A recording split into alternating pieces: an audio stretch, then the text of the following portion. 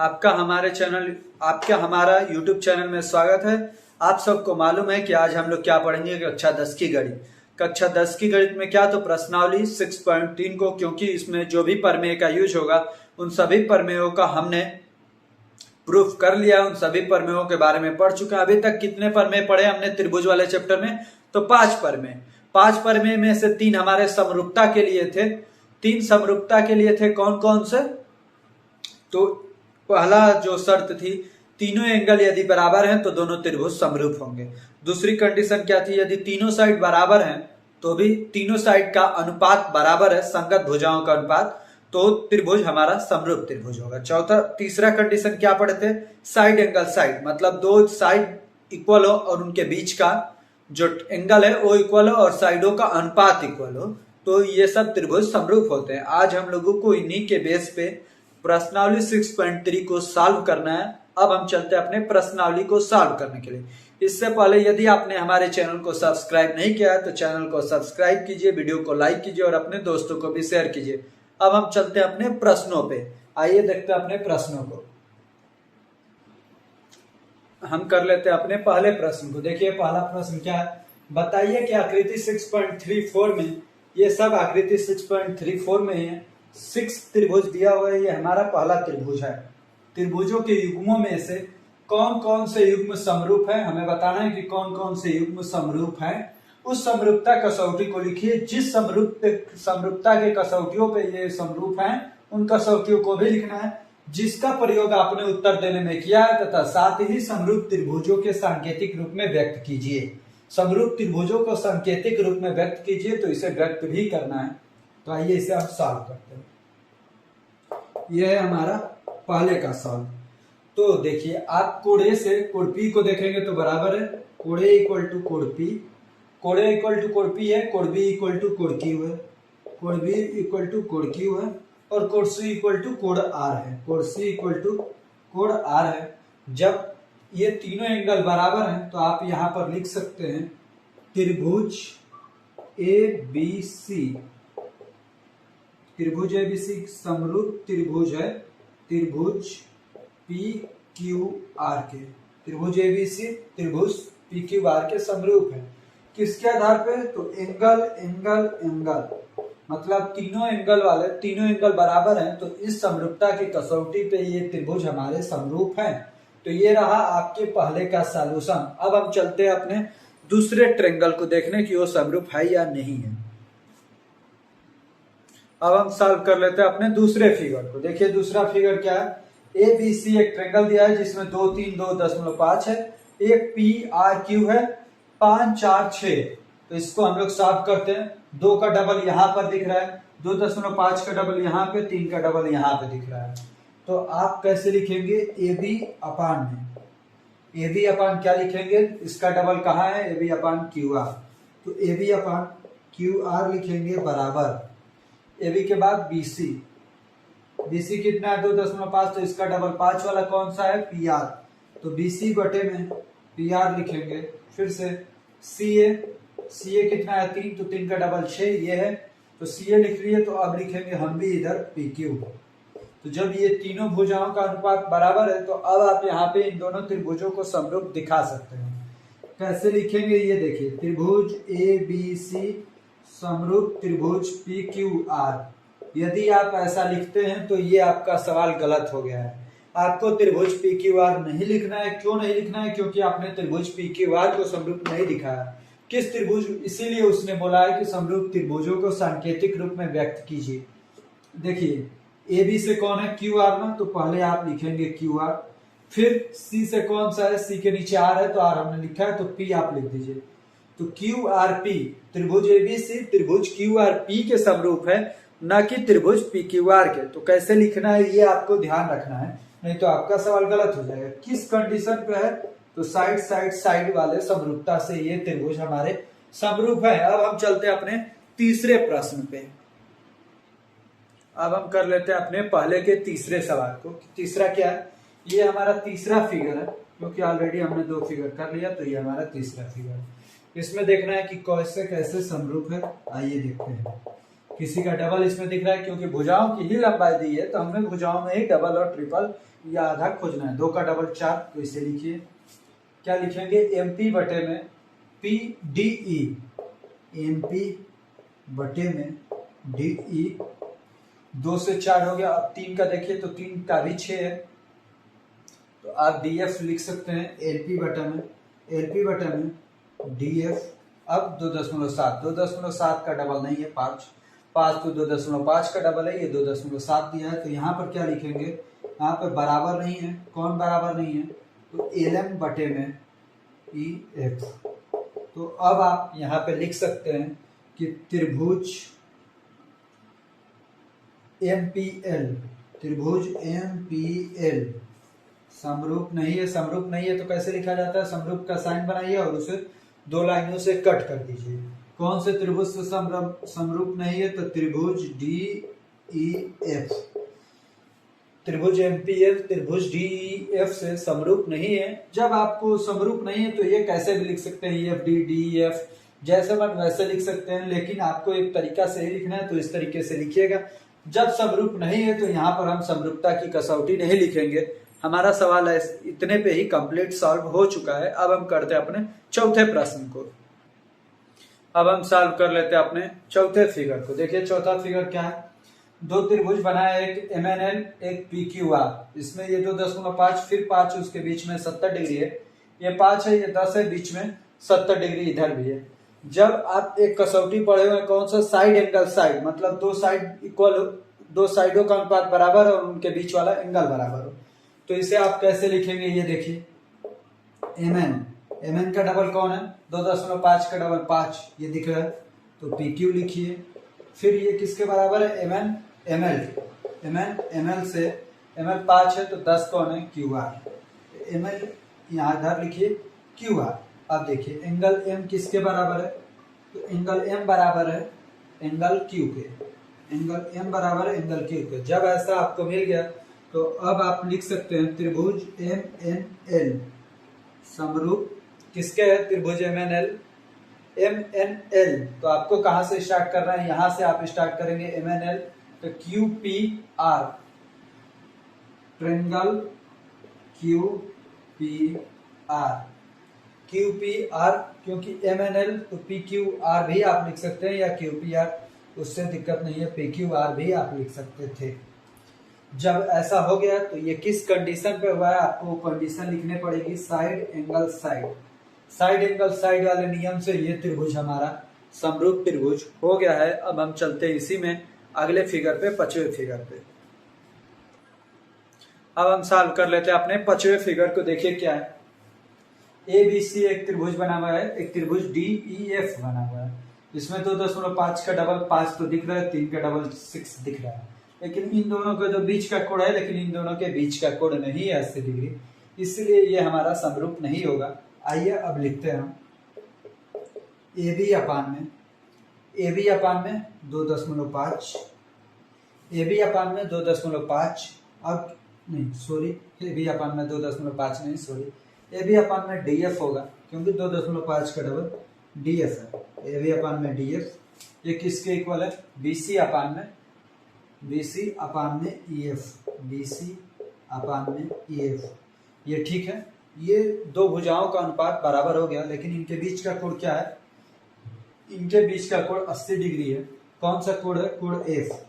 आप लिखेंगे कोण F किसके बराबर नहीं है, कोण F को किसके बराबर होना चाहिए था, कोण B के, तो कोण B के बराबर नहीं है कोण F, इसीलिए ये हमारा त्रिभुज समरूप त्रिभुज नहीं है। तो ये हमने कारण दिखा दिया है आपको कि क्यों नहीं है। तो अब आप क्या लिखेंगे, त्रिभुज ABC समरूप नहीं है, आप इसमें कैसे भी लिख सकते हैं, कोई दिक्कत नहीं है। त्रिभुज DEF, ये हो गया, ये दोनों त्रिभुज समरूप नहीं है। अब हम चलते हैं पहले क्वेश्चन के लास्ट फिगर पे, फिगर नंबर 6 पे। अब हम कर लेते हैं अपने फिगर नंबर 6 को। देखिए फिगर नंबर 6 में क्या दिया है, DEF एक ट्रायंगल है, इधर PQR ट्रायंगल है, ये 70 डिग्री, ये 80 डिग्री, इसमें 80 डिग्री और 30 डिग्री कोण के ही बारे में हमें बताया हुआ है, भुजा के बारे में नहीं बताया है। इसमें हम कोण F कैसे निकालेंगे, तो देखिए लिखेंगे कोण D प्लस कोण ई प्लस कोण एफ। एक त्रिभुज के अंतः कोणों का योग कितना होता है 180 डिग्री। तो अब आप कोण डी के जगह पे लिख सकते हैं 70, कोण ई के जगह पे क्या लिख सकते हैं 80 प्लस कोण एफ बराबर 180। 80 70 150, तो 150 प्लस कोण एफ बराबर 180। तो कोण एफ बराबर 180 माइनस में 150, तो कितना ये आया 30 डिग्री। तो यहाँ पर आप लिख लीजिएगा 30 डिग्री। इसमें क्या निकालना है कोण पी। तो ये हमारा कौन से ट्रायंगल में था, यहाँ पर लिख लीजिएगा ट्रायंगल डी ई एफ में। और इधर लिखते हैं ट्रायंगल पी क्यू आर में, ट्रायंगल पी क्यू आर में, ट्रायंगल पी क्यू आर में। ऐसे ही जब आप करेंगे सेम ऐसे ही करना है। कोण पी प्लस कोण क्यू प्लस कोण आर, कोण पी प्लस कोण क्यू प्लस कोण आर बराबर 180 डिग्री। जब आप आगे में इसे सॉल्व करेंगे तो कोण पी का मान नहीं मालूम है, कोण क्यू का मान 80 मालूम है, तो कोण पी प्लस 80 प्लस 30 बराबर में 180। 80 30 110 उधर ले जाएंगे तो कोण पी का मान आएगा 70 डिग्री। जब आपका ये दोनों मान निकल जाएंगे 70 डिग्री तो यहाँ पर रख दीजिएगा 70 डिग्री। अब आप देख सकते हैं कि सभी एंगल बराबर बराबर दिख रहे हैं। तो क्या करना है इसके बाद कीजिएगा कि कोण पी किसके, इसमें से लिखते हैं कोण डी किसके बराबर है, कोण डी 70 डिग्री, तो ये कोण पी के बराबर है, तो कोण पी। फिर से आपको क्या लिखना होगा कोण ई, कोण ई किसके बराबर है, कोण ई बराबर है कोण क्यू के, तो कोण क्यू के लिखिएगा। कोण एफ किसके बराबर है, तो कोण एफ बराबर है कोण आर के, तो यहाँ पे लिखिएगा कोण एफ बराबर कोण आर। कोण डी इसे हम मिटा देते हैं, यहाँ पे साफ साफ लिख देते हैं जिससे आपको कोई कंफ्यूजन ना होगा। यहाँ तक आप दोनों त्रिभुजों में एंगल निकाल लेंगे जो एंगल नहीं दिया था। उसके बाद से अब चलते हैं हम इन दोनों को समरूपता प्रूफ करने के लिए हमें क्या क्या लिखना है उसे हम लोग लिख लेते हैं।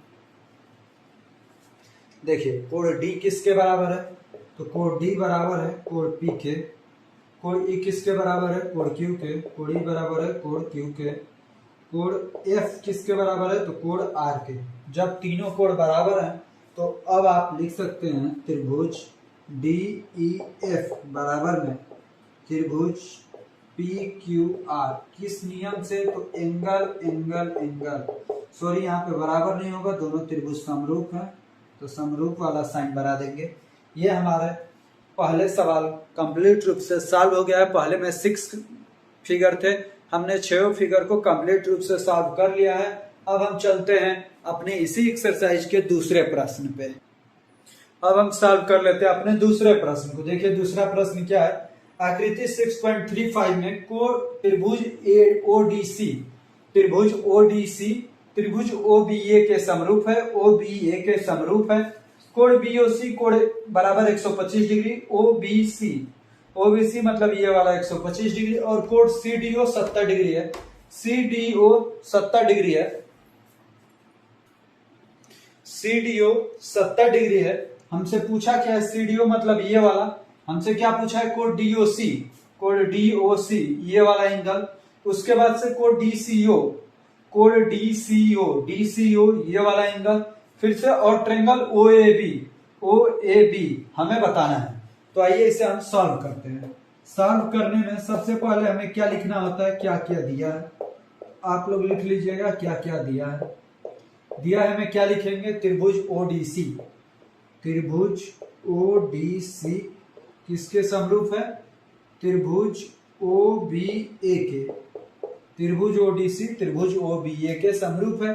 कोण बीओसी इक्वल टू 125 डिग्री, फिर से कोण सीडीओ इक्वल टू 70 डिग्री, इतना दिया हुआ है। हमसे क्या पूछ रहा है उसे लिखते हैं, ज्ञात करना है, ज्ञात करना है मतलब निकालना है। क्या क्या निकालना है, तो कोण DOC equal to question mark, फिर से कोण DCO equal to question mark, उसके बाद क्या दिया है तो कोण OAB equal to question mark. ये 3 पहलुओं का हमें मान निकालना है, बाकी का हमें दिया हुआ है। तो इसे मिटा लेते हैं, इसे आप लोग लिख लीजिएगा इतना सब जो जो दिया हुआ है। अब हम चलेंगे क्वेश्चन को सॉल्व करने। तो चलिए क्वेश्चन को सॉल्व करते हैं। सबसे पहले ये आप लोग देखिए कि त्रिभुज ओडीसी सर्वांग समरूप है त्रिभुज ओबीए के। इससे क्या निकलता है कि ओ तो ओ के बराबर होगा ही, angle A O angle O के क्योंकि शीर्षाभिमुख कोण से भी हो जाएगा। एंगल डी किसके बराबर हो जाएगा? एंगल बी के। एंगल डी एंगल बी के बराबर होगा। एंगल सी किसके? एंगल ए के। एंगल सी एंगल ए के बराबर होगा। ये कहां से? ये दिया है, ये सब कुछ हमें दिया है, इसमें भी ये दिया है। हो गया। तो जब आपको एंगल डी मालूम है 70, तो एंगल डी किसके बराबर है? एंगल बी के। तो एंगल बी भी 70 हो जाएगा। ये इतना आप जान गए। तो एंगल बी तो हमसे पूछा नहीं, तो एंगल बी के बारे में अभी नहीं सोचते हैं। एंगल सी, एंगल ये निकालने को सोचते हैं, एंगल डीओसी। कैसे निकलेगा? तो ये देखिए, आपको लिखना है angle BOC, angle BOC plus angle BOC plus angle COD, angle COD. क्यों?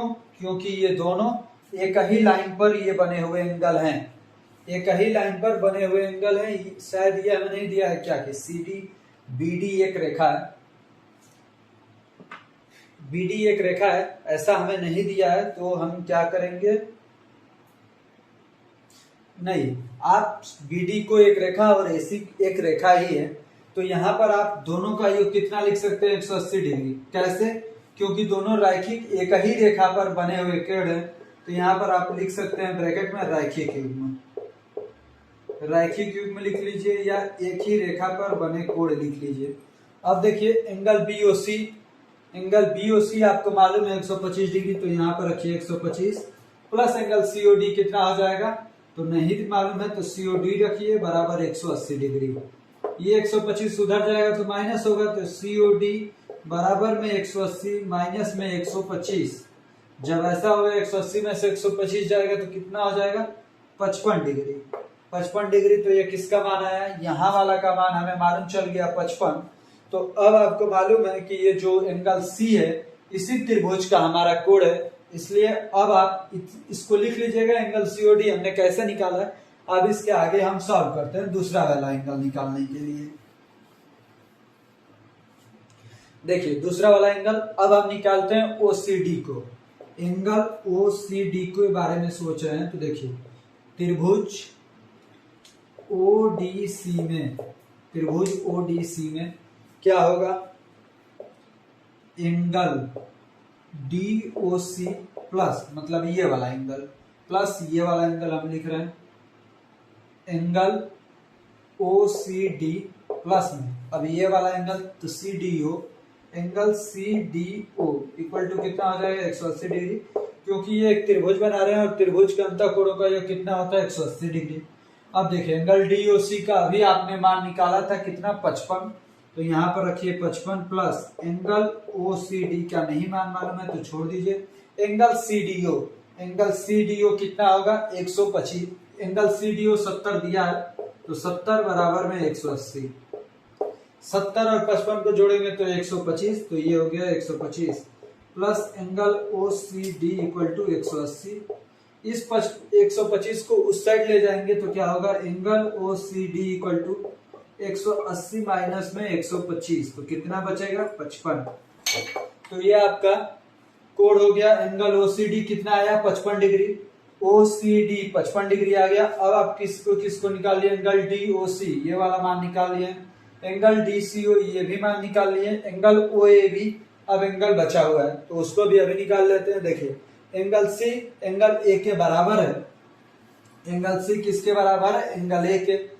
तो आप एंगल सी का मान अभी निकाले थे, कितना निकाले थे? तो एंगल सी का मान आपने निकाल रखा है 55 डिग्री।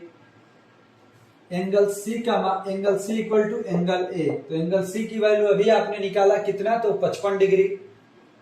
तो इसे आप रखेंगे एंगल सी की जगह पे 55 बराबर में angle A. Angle A equal to कितना हो गया? 55 डिग्री। तो ये रहा हमारा इसका थर्ड वाला आंसर। एंगल ए मतलब यही है एंगल ओएबी। तो इस प्रकार हमने अपने दूसरे सवाल को कंप्लीट रूप से सॉल्व कर लिया है। आइए देखते हैं हम अपने तीसरे सवाल को और उसे सॉल्व करते हैं। क्या है?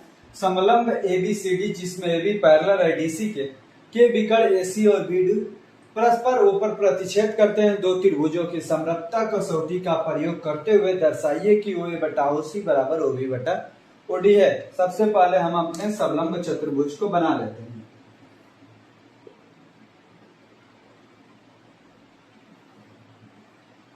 ये हो गया A, B, C और D।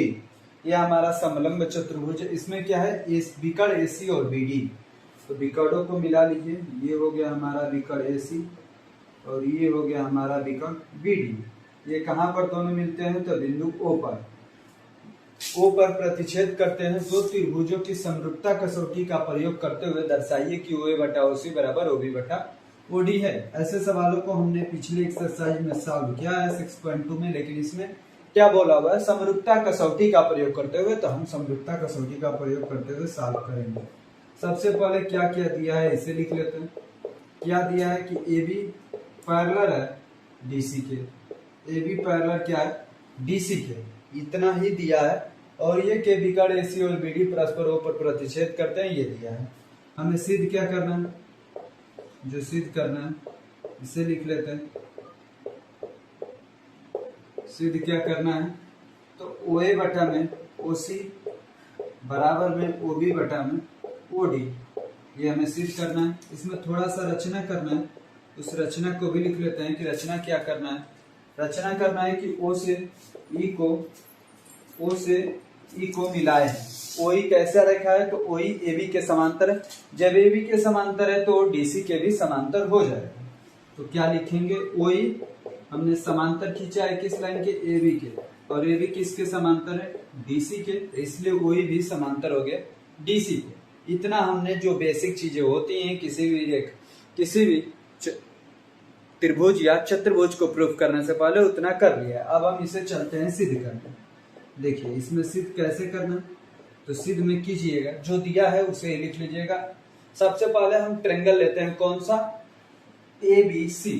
ट्रेंगल ABC में देखिए, ट्रेंगल ABC में क्या है, ट्रेंगल ABC में, ट्रेंगल ABC में OE पैरेलल हमने खींचा है AB के, OE पैरेलल खींचा है AB के, OE पैरेलल है AB के। इससे क्या होगा, इससे ये है कि ये कोण और यहाँ वाला कोण इस कोण के बराबर हो गया। कैसे, तो संगत कोण के कारण। तो हम डायरेक्टली यहाँ पे लिखेंगे, और ये एंगल तो दोनों में कॉमन है, इसलिए ये दोनों त्रिभुज समरूप हो गए। तो हमें कैसे लिखना है, ये देखिए, ट्रेंगल OEC, ट्रेंगल OEC समरूप है किसके, ट्रेंगल OEC समरूप किसके है, तो ABC के, ट्रेंगल ABC के समरूप है।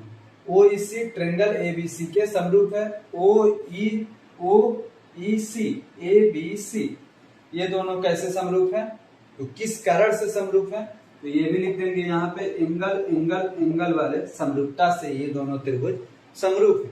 जब ये दोनों त्रिभुज समरूप हैं तो इनके संगत भुजाओं का अनुपात भी इक्वल होगा। तो कैसे लिखेंगे, देखिए, OC बटा में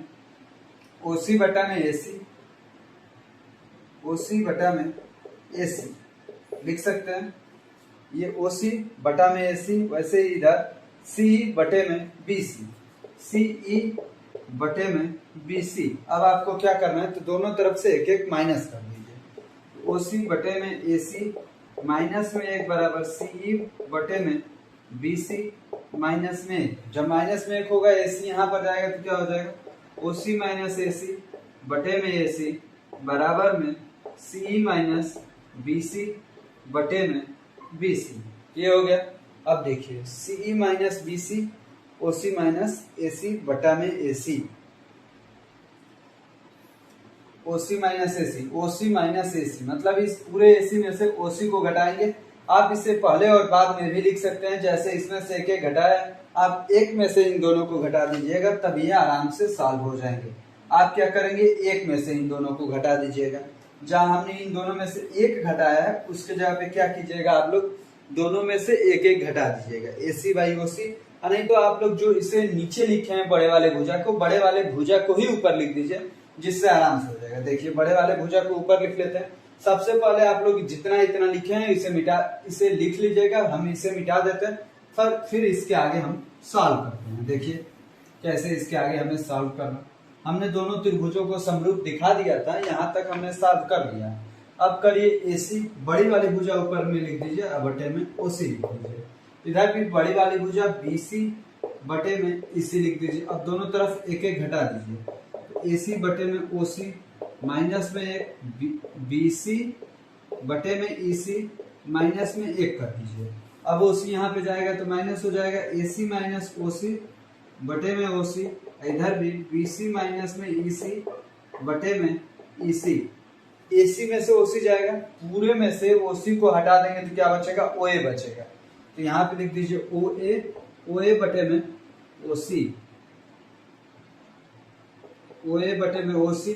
अब देखिए BC में से EC को घटा देंगे, इस पूरे में से EC को निकाल देंगे तो क्या बचेगा, हमारा BE बचेगा। यहाँ पे लिखिए BE बटे में EC। ये किस ट्रेंगल में है, ये ABC ट्रेंगल में है। ऐसे ही आपको लेना है अब BCD ट्रेंगल। ये तो हमारा हो गया, आप लोग यहाँ तक लिख लीजिएगा। अब हम करते हैं ट्रेंगल BCD को।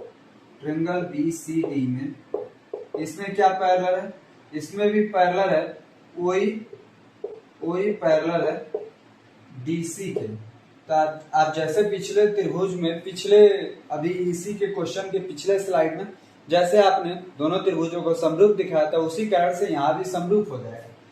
कौन कौन से, तो ट्रेंगल OBE, ट्रेंगल OBE समरूप हो जाएगा। ये वाला ट्रेंगल बड़े वाले ट्रेंगल BCD के, ट्रेंगल BCD के समरूप हो जाएगा। अब देखिए इसमें भी बड़ी वाली भुजा बटा छोटी वाली भुजा लिखिए, BD बटे में BO, BD बटे में BO बराबर में ये BC बटे में BE लिख सकते हैं। अब देखिए यहाँ पे क्या करना है, BD बटे में BO लिखिए और BC बटे में BE लिखिए। अब इसमें भी दोनों तरफ एक एक घटा देना है। ये देखिए BD बटे में BO माइनस में एक, BC बटे में BE माइनस में एक। जब ऐसा करेंगे तो ये BO वहां पे जाएगा तो BD माइनस BO हो जाएगा। BD में से BO घटाएंगे तो क्या बचेगा, OD बचेगा। तो आप यहाँ पे लिख सकते हैं OD बटे में BO बराबर में BC माइनस 1 बटा में BE। BC में से BE जाएगा, BC में से BE जाएगा तो क्या बचेगा, CE या EC बच जाएगा। तो आप यहाँ पे लिख लीजिएगा CE बटे में BE। ऐसा हो गया। अब आप देखेंगे कि ये दोनों त्रिभुज थोड़े से अलग है, इसमें BE ऊपर है, इसमें BE नीचे है। तो इसको पूरा पलट दीजिए जिससे आपका आसान हो जाए। BO ऊपर लिख दीजिए, OD नीचे। तो BO बटा में OD बराबर में BE बटे में CE, BE बटे में CE। ये हो गया हमारा इक्वेशन नंबर सेकंड। ये कौन सा इक्वेशन हो गया, इक्वेशन फर्स्ट। इक्वेशन फर्स्ट और इक्वेशन सेकंड को लेंगे तो क्या हो जाएगा, OA बटा में OC, OA बटा में OC, OA बटे में OC। इसमें से क्या ले लेंगे, BO बटा में OD, या BO को OB भी लिख सकते हैं, कोई दिक्कत नहीं है। OB बटे में OD, यही हमें प्रूफ करना था। OA बटा में OC, OA बटा में OC, OB बटा में OD। तो ये सवाल हमने प्रूफ कर दिया है। कैसे ये प्रूफ हुआ है तो आपको भी भली बात ही अच्छे से समझ में आ गया होगा। कैसे, तो पहले ABC ट्रेंगल को लिए थे, ये और ये बड़ा वाला त्रिभुज दोनों समरूप हो गए। कैसे, एंगल वाले समरूपता से, एंगल वाले समरूपता से। तो एंगल वाले समरूपता से हो गया तो बड़े वाले की संगत भुजाएं छोटे वाले की संगत भुजाएं की इक्वल होगी। तो AC बटे में OC होगा, AC बटे में OC होगा, BC बटे में EC होगा। ऐसे ही मैंने दूसरे वाले ट्रेंगल के साथ भी किया है। तो दोनों का RHS बराबर था, समीकरण 1 और समीकरण 2 को लेके सॉल्व किए तो A बटा में OC बराबर OB बटा में OD हल हो गया। तो ये हमारा थर्ड नंबर सवाल पूरी रूप से सिद्ध हो गया है। अब हम चलते हैं अपने अगले क्वेश्चन, प्रश्न संख्या 4 पे। अब हम सॉल्व कर लेते हैं अपने चौथे प्रश्न को। देखिए हमारा चौथा प्रश्न क्या है, आकृति 6.36 में ये है हमारा आकृति 6.36 जो कि आपके सामने है। QR बटा QS बराबर QT बटा PR तथा कोण 1 बराबर कोण 2 है। दर्शाइए कि त्रिभुज PQS, त्रिभुज PQS, त्रिभुज TQR बड़ा वाला त्रिभुज के समरूप है। यही हमें प्रूफ करके दिखाना है। आइए इसे हम हल करते हैं। हल करने में सबसे पहला हमारा स्टेप क्या होता है, क्या क्या दिया है इसे ढूंढ के हमें लिख लो। क्या क्या दिया है, तो दिया है क्यू आर बटे में क्यू एस बराबर क्यू टी बटे में पी क्यू, ये हमें दिया हुआ है। और क्या दिया है, तो कोड 1 बराबर है कोड 2, कोड 1 बराबर कोड 2 के दिया हुआ। हमें क्या सिद्ध करना है, इसे लिख लेते हैं। सिद्ध क्या करना है, इसे लिख लेते हैं। क्या सिद्ध करना है, त्रिभुज पी क्यू एस समरूप है त्रिभुज टी क्यू आर के। तो चलिए अब इसे हम सिद्ध करते हैं। आइए इसे हम सिद्ध करते हैं। सिद्ध कैसे होगा, ये देखिए कोड 1 बराबर कोड 2 दिया है ना, कोड 1 और कोड 2 बराबर है, तो जब कोड बराबर होता है तो उनके सामने की भुजा भी बराबर होती है, तो पी क्यू पी आर के बराबर हो जाएगा। तो अब आप लिख सकते हैं कोड 1 बराबर कोड 2, इसलिए कोड नहीं भुजा पी क्यू भुजा किसके बराबर हो जाएगी, तो पी क्यू भुजा पी आर के बराबर हो जाएगी। किससे, तो ये लिख लीजिएगा, ये समीकरण लिख लीजिएगा कि दिया है। क्या लिखेंगे आप लोग यहाँ पे, दिया है। कहां से हमने लिखा है कि पी क्यू बराबर पी आर, तो ये हमें दे रखा है। अब इसे आप लोग लिख लीजिए क्यू आर बटा में क्यू एस, क्यू आर बटे में क्यू एस बराबर में क्यू टी बटे में पी क्यू, क्यू आर बटा में क्यू एस, क्यू टी बटा में पी क्यू। आपने ले रखा था पी क्यू बराबर पी आर, तो इस पी क्यू की जगह पे हम लोग पी आर लिख सकते हैं। तो आइए इसे भी हम लोग लिख लेते हैं, पी क्यू की जगह पे पी आर। तो क्या हो जाएगा, क्यू आर बटे में क्यू एस और क्यू टी बटे में पी क्यू की जगह पे क्या लिख सकते हैं, पी आर। तो यहाँ पे लिख लीजिएगा पी आर। क्यू टी की जगह पे क्या लिख सकते हैं, पी आर। क्यू टी के जगह पे पी आर, यहाँ पे पी क्यू था, पी क्यू की जगह पे हमने लिखा पी आर। अब चलिए हम इसके आगे देखते हैं, क्यू आर बटा में क्यू एस, ये बड़ी वाली भुजा के बराबर में क्या हो गया, क्यू एस। अब क्यू टी ये बड़ी वाली भुजा है, तो पी आर लिख दिए हैं पी क्यू की जगह पे, नहीं पी क्यू को पी क्यू ही रहने दीजिए। यहाँ पे दिए रखा है पी आर, सॉरी यहाँ पे आप लोग पी आर कर लीजिएगा, ये दिया मैं थोड़ा सा मिस्टाइप हो गया था, पी आर। अब हमें यहाँ पे पी क्यू बराबर पी आर लिख लिए, ये भी दिया है, क्या से लिखे हैं, यहाँ पे लिख लीजिएगा ये दिया है। जब पी आर दिया है तो पी आर की जगह पे पी क्यू लिख सकते हैं, पी आर की जगह पे हम लोग क्या लिख सकते हैं, पी क्यू लिख सकते हैं, पी आर की जगह पे पी क्यू। तो अब देखिए क्यू आर बटे में क्यू एस, ये क्यू आर बड़ी वाली भुजा बटा में छोटी वाली भुजा, और क्यू टी बड़ी वाली भुजा बटा में छोटी वाली भुजा, तो दो भुजाओं बराबर हो गए। और जो कोड 1 है, कोड 1 के पास में लिख लीजिएगा उभयनिष्ठ कोड है। तो इससे क्या हुआ कि ये दोनों साइड वाली भुजाओं का अनुपात बराबर है और बीच का एक कोड बराबर है। तो अब आप लिख सकते हैं त्रिभुज पी क्यू एस किसके समरूप हो गया, तो त्रिभुज टी क्यू आर के, त्रिभुज पी क्यू एस त्रिभुज टी क्यू आर के समरूप हो गया। किस नियम से, तो यहाँ पे लिख लेंगे एस वाले रूल से। साइड एंगल साइड, ये साइड दोनों अनुपात में थे और उनके बीच का एंगल, और इधर वाले दो साइड, तो साइड एंगल साइड से ये त्रिभुज दोनों समरूप हो गए हैं। तो इस प्रकार से हमारा 4 नंबर क्वेश्चन आपका कंप्लीट रूप से सॉल्व हो गया है। अब हम चलते हैं अपने 5 नंबर क्वेश्चन पे। अब हम कर लेते हैं अपने 5 नंबर क्वेश्चन को सॉल्व। देखिए क्या है, त्रिभुज पी क्यू आर की भुजाओं पी आर और क्यू आर पर क्रमशः बिंदु एस और टी इस प्रकार स्थित है कि कोण P बराबर कोण RTS है। दर्शाइए कि त्रिभुज RPQ त्रिभुज RTS के समरूप है। तो सबसे पहले हम अपना ट्रायंगल बना लेते हैं। देखिए ट्रायंगल पे आप कौन सा बिंदु कहां पे लिखेंगे तो आपको देखना चाहिए, आप जैसे मन वैसे रख सकते हो, उसमें कोई दिक्कत नहीं। PQR है ना, तो PQR।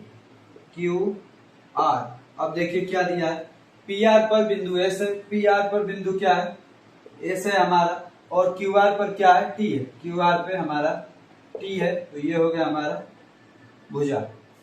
अब क्या दिया है, कोण P, कोण RTS के बराबर है। तो कोण P जो है इस वाले कोण के बराबर है, ये हमें दिया। दर्शाइए कि त्रिभुज आरपीक्यू त्रिभुज आरटीएस के, त्रिभुज आरपीक्यू त्रिभुज आरटीएस के समरूप है। इधर से ये वाला समरूप है। इसका मतलब क्या है, आइए हम सबसे पहले क्या लिखते हैं, दिया है, क्या क्या दिया है ये हम लोग लिखते हैं। तो दिया क्या क्या है, तो केवल एक ही चीज दिया है, कोड P बराबर कोड आरटीएस, केवल इतना ही हमें दिया है। क्या हमें सिद्ध करना है, तो ये हम लिख लेते हैं, क्या हमें सिद्ध करना है।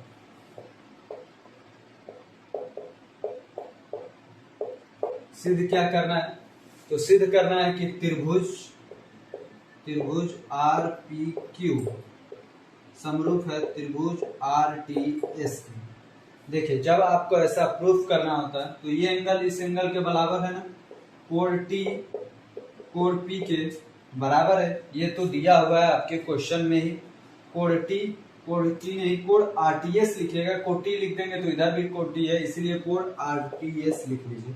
कोण आरटीएस कोण P के समरूप है और कोण R उभयनिष्ठ है। तो यहाँ पे लिखिए कोण R उभयनिष्ठ है। देखिए इतने से ही आपका त्रिभुज समरूप हो जाएगा। अब आप कहेंगे कि कोण S कोण P के बराबर होना चाहिए, तो नहीं, कोण R के बराबर, कोण P के बराबर करना था, कोण P के बराबर हो गया है। तो जब इतना हो गया है, दो एंगल भी किसी त्रिभुज के बराबर हो जाते हैं तो वो समरूप हो जाते हैं। किस नियम से, तो इसको भी लिख लीजिएगा, कोण RPQ किसके समरूप है, तो त्रिभुज आरटीएस के। किस नियम से, तो एंगल समरूपता के नियम से, एंगल समरूपता के नियम से ये दोनों त्रिभुज समरूप हैं, त्रिभुज आरपीक्यू त्रिभुज आरटीएस के। तो इस प्रकार ये हमारा 5 नंबर क्वेश्चन भी कंप्लीट रूप से सॉल्व हो गया है। अब हम चलते हैं अपने 6 नंबर क्वेश्चन पे। अब हम सॉल्व कर लेते हैं अपने 6 नंबर प्रश्न को। देखिए क्या है, आकृति 6.37 में, आकृति 6.37 ये मेरा है। यदि त्रिभुज ABE त्रिभुज ABE त्रिभुज ABE त्रिभुज ACD के सर्वांग सम है, तो दर्शाइए कि त्रिभुज ADE त्रिभुज ABC है। ये हमें प्रूफ करना है। सबसे पहले क्या दिया है, हम ये लिख लेते हैं। तो क्या हमें दिया है, ये लिखिए, त्रिभुज ABE सर्वांग सम है त्रिभुज ACD के। उसके बाद और कुछ नहीं दिया है, हमें क्या सिद्ध करना है ये लिख लेते हैं। सिद्ध करना है, क्या सिद्ध करना है, तो त्रिभुज ADE समरूप है त्रिभुज ABC के। त्रिभुज ADE समरूप है त्रिभुज ABC के, ये हमें प्रूफ करना है। तो आइए हम अब सवाल को अपने सिद्ध करते हैं। जहां पे मैं नीले मार्कर से फिगर बना रहा हूं, इसका मतलब है कि ये क्वेश्चन में दिया हुआ है। जहां पे मैं ब्लैक मार्कर से बना रहा हूं, इसका मतलब है कि वो क्वेश्चन में फिगर नहीं दिया है, आपको खुद बनाना है फिगर।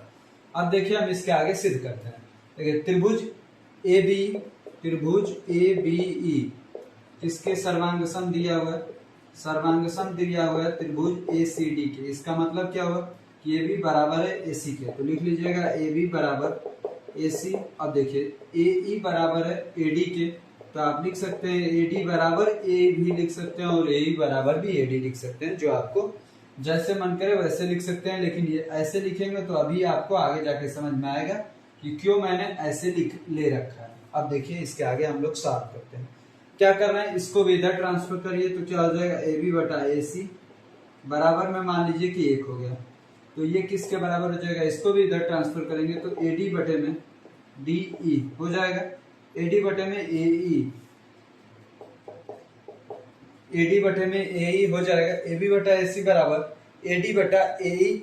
जब ऐसा हो जाएगा तो आपको यहां से क्या करना है, जब आप इतना कर लेंगे AC, अब देखिए AD किसके बराबर है, AD बटे में AE। तो क्या प्रूफ करना है हमें, त्रिभुज ADE किसके समरूप है, त्रिभुज ABC के। चलिए ठीक है, AB बटा AC बराबर AD बटा AE हमने प्रूफ कर लिया है। देखिए अभी तक हमने क्या लिखा है, AB बटा AC मतलब ये बटा ये लिख लिए हैं, और AD बटा AE, AD बटा में AE। लेकिन समरूप होने के लिए क्या चाहिए, AD बटे में AB होना चाहिए या AB बटे में AD होना चाहिए। तो ये कैसे होगा, एडी को हम यहां पर ला देते हैं तो हल हो जाएगा। ए बी बटे में इस एडी को यहां पर ला देते हैं तो एडी हो जाएगा। अब देखिए एसी को यहां पर भेज देते हैं तो क्या हो जाएगा, ये एसी बटे में ए हो जाएगा। अब देखिए ए बी पूरा बटे में छोटे वाली संगत भुजा, एसी बड़ी वाली भुजा बटा में ए छोटी वाली भुजा। जब इतना हो गया भुजाओं का अनुपात, अब बीच वाला कोण, तो कोण ए के साथ लिख देंगे कि ये कैसा कोण है, ये उभयनिष्ठ कोण है। ये कैसा कोण है, तो उभयनिष्ठ कोण है। जब ये उभयनिष्ठ कोण हो गया इसका मतलब क्या होगा कि दोनों त्रिभुज समरूप हमने प्रूफ कर दिया। त्रिभुज ए बी सी समरूप है त्रिभुज ए डी ई के। किस नियम से, तो एस ए एस मतलब साइड एंगल साइड। इधर वाला साइड दोनों संगत भुजाओं का अनुपात बराबर है, इधर वाले दोनों संगत भुजाओं के अनुपात से, और इनके बीच का ये कोण बराबर है, दोनों में उभयनिष्ठ है इसलिए बराबर है। तो एस ए एस मतलब साइड एंगल साइड वाले। तो चलिए हम चलते अपने लेक्चर पे। कुछ टाइम बर्बाद ना करते हुए आपको क्या करना है, तो चैनल को सब्सक्राइब कर लेना है, वीडियो को लाइक करना है और चैनल को शेयर भी करना है अपने दोस्तों के ग्रुप में कि इस चैनल पे कक्षा 10 की गणित पढ़ाई जाती है, आप भी लोग पढ़ सकते हैं। अब हम लोग चलते हैं अपने प्रश्नों पे। आइए देखते हैं अपना 7वां प्रश्न। अब हम सॉल्व करते हैं अपने प्रश्न संख्या 7 को। आइए देखते हैं कैसे इसे सॉल्व करना है। देखिए क्या दिया है, आकृति 6.38 में इस फिगर में क्या करना है, तो ट्रेंगल एबीसी, एक बड़ा सा त्रिभुज है एबीसी के शीर्षलंब एडी के शीर्षलंब मतलब शीर्ष से सामने वाली भुजा पे डाले गए लंब को शीर्षलंब कहा जाता है। तो ये एडी शीर्षलंब किस पे है, शीर्षलंब एडी और सी परस्पर बिंदु पी पर मिलते हैं, और ये सी परस्पर बिंदु पी पर प्रतिच्छेद करते हैं। दर्शाइए कि इसमें 4 दिया हुआ है, उसमें पहला है ट्रेंगल एईपी, ट्रेंगल एईपी और ट्रेंगल सीडीपी। सीडीपी ये दोनों समरूप हैं, ये हमें दिखाना है। यहाँ पर 90 डिग्री का कोण बना हुआ है, क्यों, क्योंकि ये दोनों शीर्षलंब है, इसलिए ये कोण कितने डिग्री का होगा, ये कोण दोनों 90 डिग्री के होंगे। अब चलिए हम इसको दिखाते हैं। सबसे पहले क्या क्या दिया है ये हम लोग लिख लेते हैं।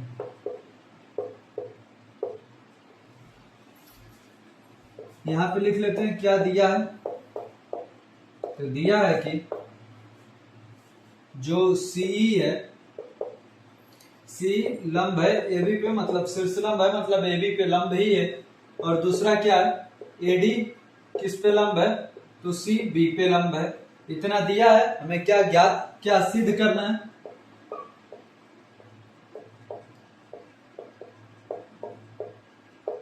सिद्ध करना है कि ट्रेंगल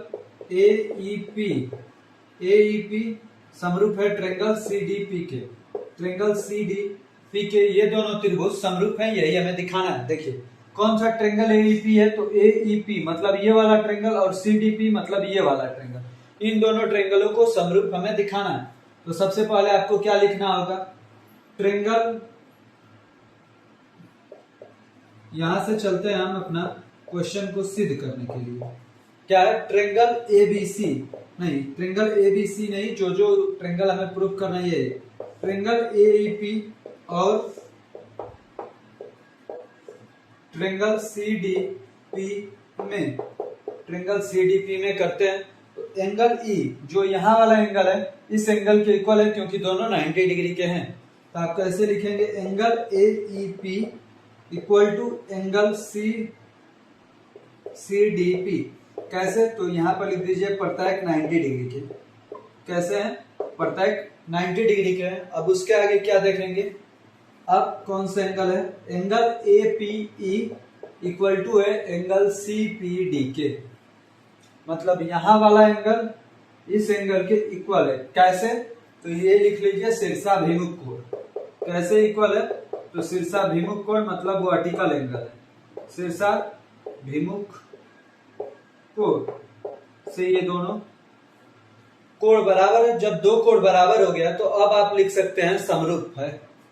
कौन कौन से ट्रेंगल, तो ट्रेंगल एईपी ये किसके समरूप है, तो ट्रेंगल सीडीपी के समरूप है। किस नियम से, तो एंगल समरूपता वाले नियम से, एंगल समरूपता वाले नियम से। इसे आप समीकरण 1 मान लीजिए, इसे समीकरण 2 लिख लीजिए, इससे पहले लिख लीजिएगा कि समीकरण 1 व समीकरण 2 से, समीकरण 1 व समीकरण 2 से दोनों त्रिभुज क्या हो गए, हमारे समरूप हो गए।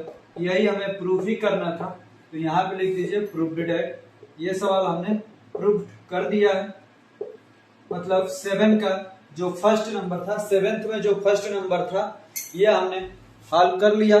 7 का फर्स्ट नंबर हमने प्रूव कर दिया। अब इसी 7 में 4 क्वेश्चन है, तो अब हम चलते हैं अपने दूसरे को सॉल्व करने के लिए। सबसे पहले आपको क्या करना है, तो इसको लिख लीजिए, हम मिटा देते हैं। दिया है जो ये सब में सेम रहेगा, जो हमें मिटाना है वो मिटा देते हैं।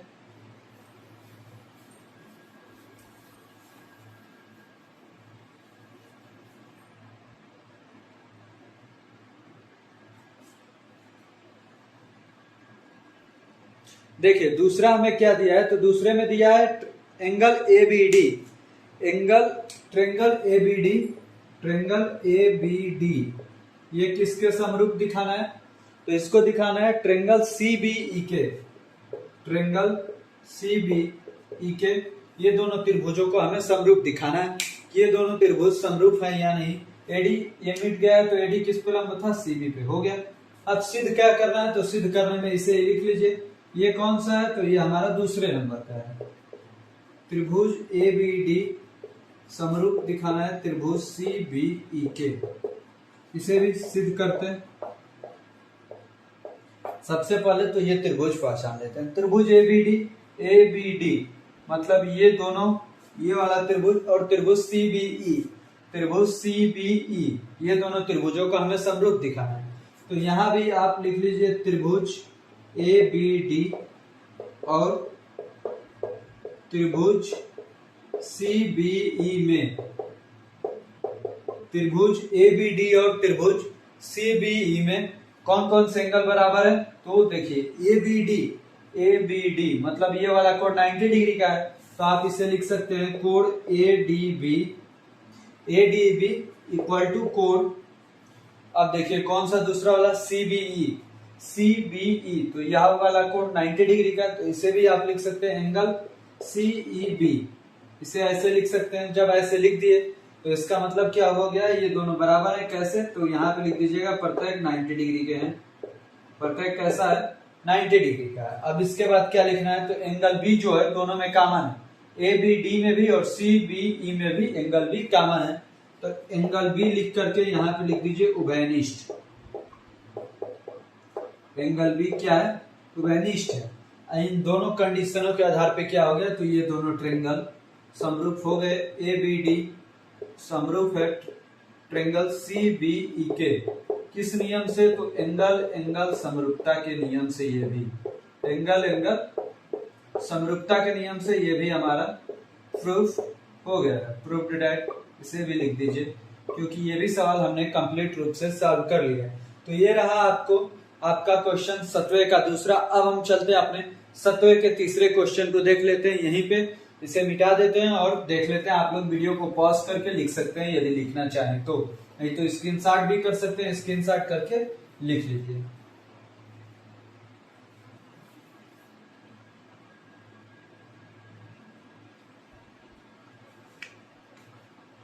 देखिए अब हम सॉल्व कर लेते हैं अपने तीसरे को। तीसरे में क्या है, तो ट्रेंगल एईपी, एईपी को किसके समरूप दिखाना है, तो इसको दिखाना है एडीबी के, एडीबी के समरूप दिखाना है। तो चलिए इसे भी सॉल्व कर लेते हैं। इसमें भी क्या करना है, सिद्ध करना है हमें, यही लिख लीजिए ट्रेंगल एईपी, ट्रेंगल एडीबी के, यही हमें दोनों त्रिभुजों को समरूप प्रूफ करना है। तो यहाँ पे लिख लीजिए ट्रेंगल एईपी और ट्रेंगल एडीबी में, इन दोनों में सॉल्व करते हैं। ट्रेंगल एईपी कौन सा है, तो एईपी ये वाला त्रिभुज, एडीबी, एडीबी इस बड़े वाले के ये वाला छोटा वाला दोनों समरूप है, यही हमें दिखाना है। तो चलिए इसे भी सॉल्व कर लेते हैं। ये कैसे सॉल्व होगा, तो इसमें देखेंगे कि ये कौन सा है, एईपी, एईपी में ये 90 डिग्री का है और एबीडी में, एडीबी में ये भी 90 डिग्री का है, तो दोनों 90 डिग्री के हो गए। तो कैसे लिखेंगे, कोण एईपी इक्वल टू हो गया एंगल ए डी बी के।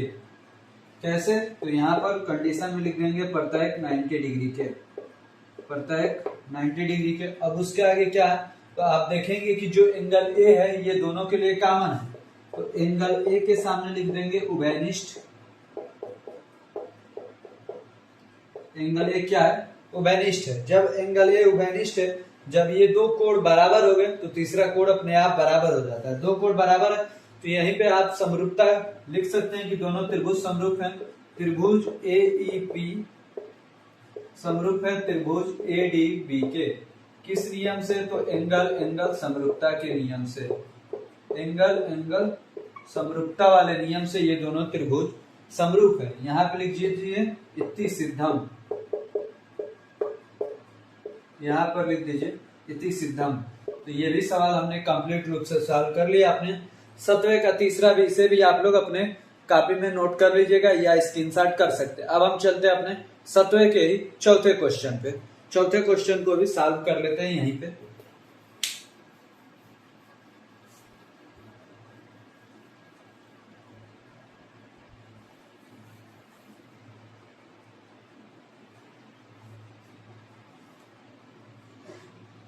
देखिए अब देखते हैं अपने सत्वे के चौथे को। इसमें क्या दिया है, तो सत्वे के चौथा में जो है ट्रेंगल पीडीसी को किसके समरूप दिखाना है, तो ट्रेंगल पीडीसी को ट्रेंगल बीईसी के समरूप दिखाना है। तो चलिए इसे भी हम लोग सॉल्व कर लेते हैं। ये कैसे सॉल्व होगा, इसमें क्या सिद्ध करना है, तो यहाँ पे लिख लीजिए ट्रेंगल पीडीसी समरूप दिखाना है ट्रेंगल बीईसी के। ये दोनों को समरूप दिखाना है। जब दोनों को समरूप दिखाना है तो सिद्ध करने में लिखते हैं ट्रेंगल पीडीसी और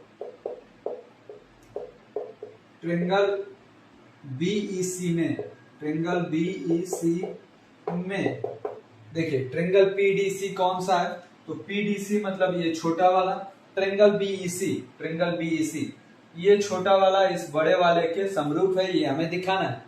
तो यहाँ भी आप देखेंगे कि एंगल ई और एंगल डी कौन दोनों क्या है, 90 डिग्री के कोण है। यहाँ पे लिख लेंगे एंगल पीडीसी, पहले डी वाले को लिख लीजिए 90 डिग्री का, फिर ये किसके बराबर है, तो एंगल बीईसी के। कैसे, तो प्रत्येक 90 डिग्री के, प्रत्येक 90 डिग्री के। जब भी ऐसा लिखा जाता है तो जो बीच वाला एंगल होता है उसी को देखते हैं कि 90 डिग्री का है या नहीं। अब देखिए दूसरी बात क्या है कि जो एंगल सी है ये दोनों में कॉमन है, तो इसे आप लोग लिख सकते हैं एंगल सी उभयनिष्ठ कोण। एंगल सी क्या है, उभयनिष्ठ है दोनों के पास। जब उभयनिष्ठ है तो दो कोण बराबर हो गए तो तीसरा कोण अपने आप बराबर हो जाता है। यहाँ पे लिख लेंगे ट्रेंगल पीडीसी, ये किसके समरूप है, तो ट्रेंगल बीईसी के समरूप है। किस नियम से, तो एंगल एंगल समरूपता के नियम से। एंगल एंगल समरूपता के नियम से ये भी हमारा प्रूफ डिराइव हो गया। ये भी हमने सिद्ध कर लिया है, इस सिद्धम भी लिख सकते हैं। तो इस तरह हमने अपने सातवें नंबर क्वेश्चन के जो 4 उसमें भाग दिए, फर्स्ट सेकंड थर्ड फोर्थ, चारों सवाल कंप्लीट रूप से सॉल्व कर लिए हैं। तो इस प्रकार हमारा 7th नंबर क्वेश्चन कंप्लीट रूप से सॉल्व हो गया। अब हम चलते हैं अपने 8वें प्रश्न पे। आइए देखते हैं अपने 8वें प्रश्न को। अब हम करते हैं अपने 8वें प्रश्न को। आइए देखते हैं कैसे इसे सॉल्व करना है।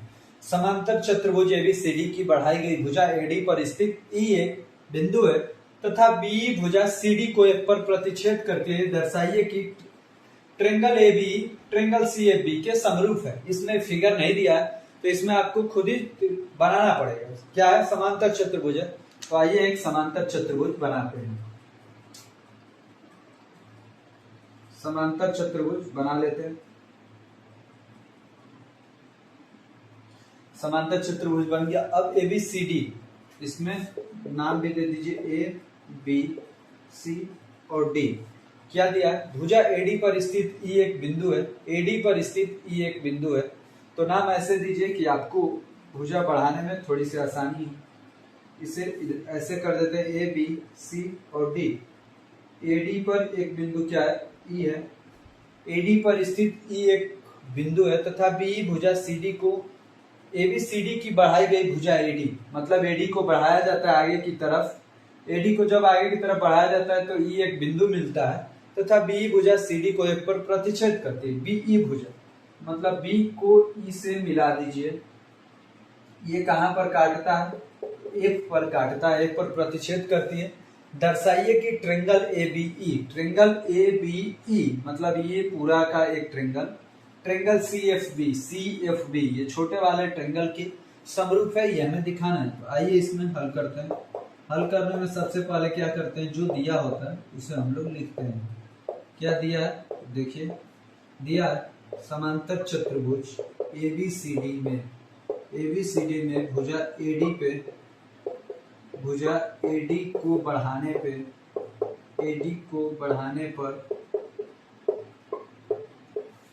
पर बिंदु ई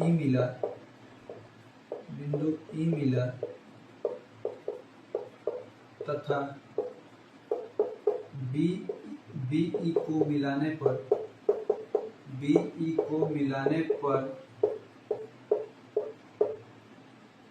मिलाने पर भुजा सीडी को एफ पर काटता है। जब आप ये लिख लेंगे, इसके बाद क्या करना होता है, जो सिद्ध करना है उसे लिखते हैं। जो सिद्ध करना है उसे लिख लीजिए। तो क्या सिद्ध करना है, ट्रेंगल ए बी ई किसके समरूप है, तो ट्रेंगल सी एफ बी के, यही हमें प्रूफ करना है, इन दोनों को समरूप दिखाना है। तो चलिए इसे सॉल्व करते हैं, आइए इसे सिद्ध करते हैं। सिद्ध करने में सबसे पहले क्या करना है, तो आप लीजिए ट्रेंगल ए बी ई को, ट्रेंगल ए बी ई और ट्रेंगल सी एफ बी में, इन दोनों त्रिभुजों में आप देखेंगे कि ये वाला एंगल इस एंगल के बराबर हो जाएगा। किस आधार पे, क्योंकि ये दोनों सम्मुख कोण हैं। तो आप लिखेंगे कोण ए बराबर कोण सी, कोण ए बराबर कोण सी। किस कारण से, तो इसके ब्रैकेट में लिख लेंगे समांतर चतुर्भुज के सम्मुख कोण, समांतर चतुर्भुज के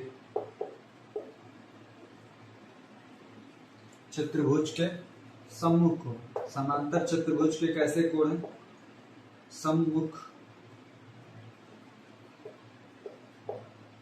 समांतर चतुर्भुज के कैसे कोण है, सम्मुख कोण है। हमें कोण ए बराबर कोण सी, ये कोण से ये कोण इक्वल दिखा दिया। अब देखिए क्या होगा, ये वाला एंगल इस एंगल के बराबर होगा। कैसे, तो आप पढ़े होंगे कि जब दो समांतर लाइनों को ऐसे खींचते हैं तो यहाँ वाला जो एंगल होता है इस एंगल के इक्वल होता है। किस आधार पे, तो दोनों अंतर एकांतर कोण कहे जाते हैं। तो वैसे ये वाला एंगल इस एंगल के बराबर हो जाएगा। कैसे, तो लिख देंगे कंडीशन में अंतर एकांतर कोण। तो चलिए इसे भी सॉल्व कर लेते हैं। इसे आप लोग कैसे लिखेंगे कि कोण एफ बी सी किसके इक्वल है, तो कोण बी ई ए के, या कोण ए ई बी के भी लिख सकते हैं, ए ई बी के। कैसे, तो यहाँ पर ब्रैकेट में लिख लेंगे अंतर एकांतर कोण,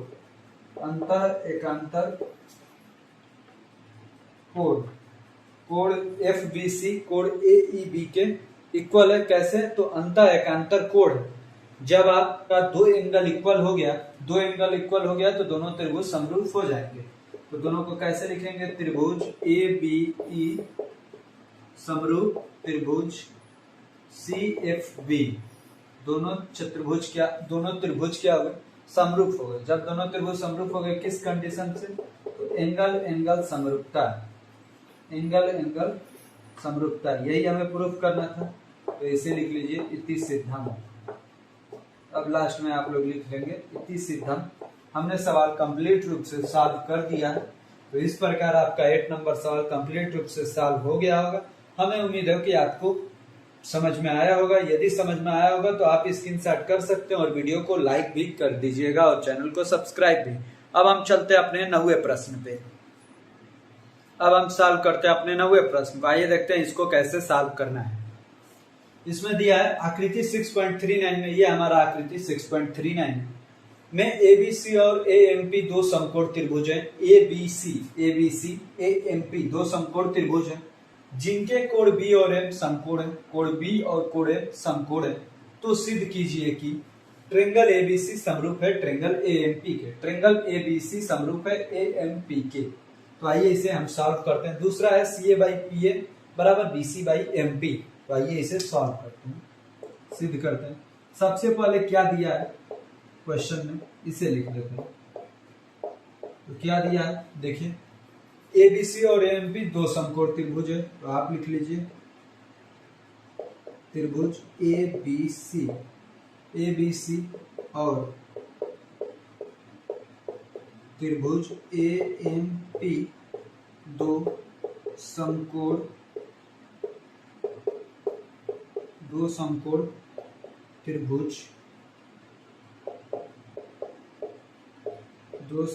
त्रिभुज है, ये दिया है। उसके बाद क्या दिया है, कोण बी और कोण एम समकोण है, तो कोण बी बराबर कोण एम बराबर 90 डिग्री, ये हमें दिया हुआ। क्या सिद्ध करना है इसे आप लोग लिख लीजिए। सिद्ध क्या करना है, तो त्रिभुज ए बी सी किसके समरूप है,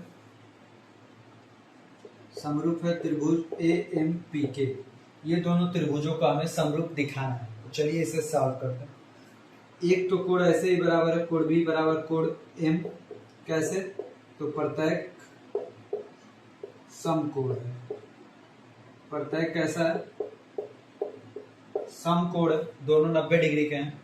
कोण बी और कोण एम बराबर हो गया। और आप देखेंगे कोण ए जो है दोनों में उभयनिष्ठ है, तो यहाँ पे लिख देंगे कोण ए बराबर उभयनिष्ठ, बराबर नहीं, यहाँ पे इक्वल टू में लिख देंगे उभयनिष्ठ। कैसा, उभयनिष्ठ। जब आप दो कोण बराबर कर देते हैं तो दोनों त्रिभुज समरूप हो जाता है। कैसे, तो लिखेंगे त्रिभुज ए बी सी समरूप हो गया त्रिभुज ए एम पी के। किस रूल से, तो एंगल समरूपता के नियम से। आप लोग लिख लेंगे एंगल समरूपता के नियम से ट्रायंगल एबीसी ट्रायंगल एएमपी के समरूप हो गए।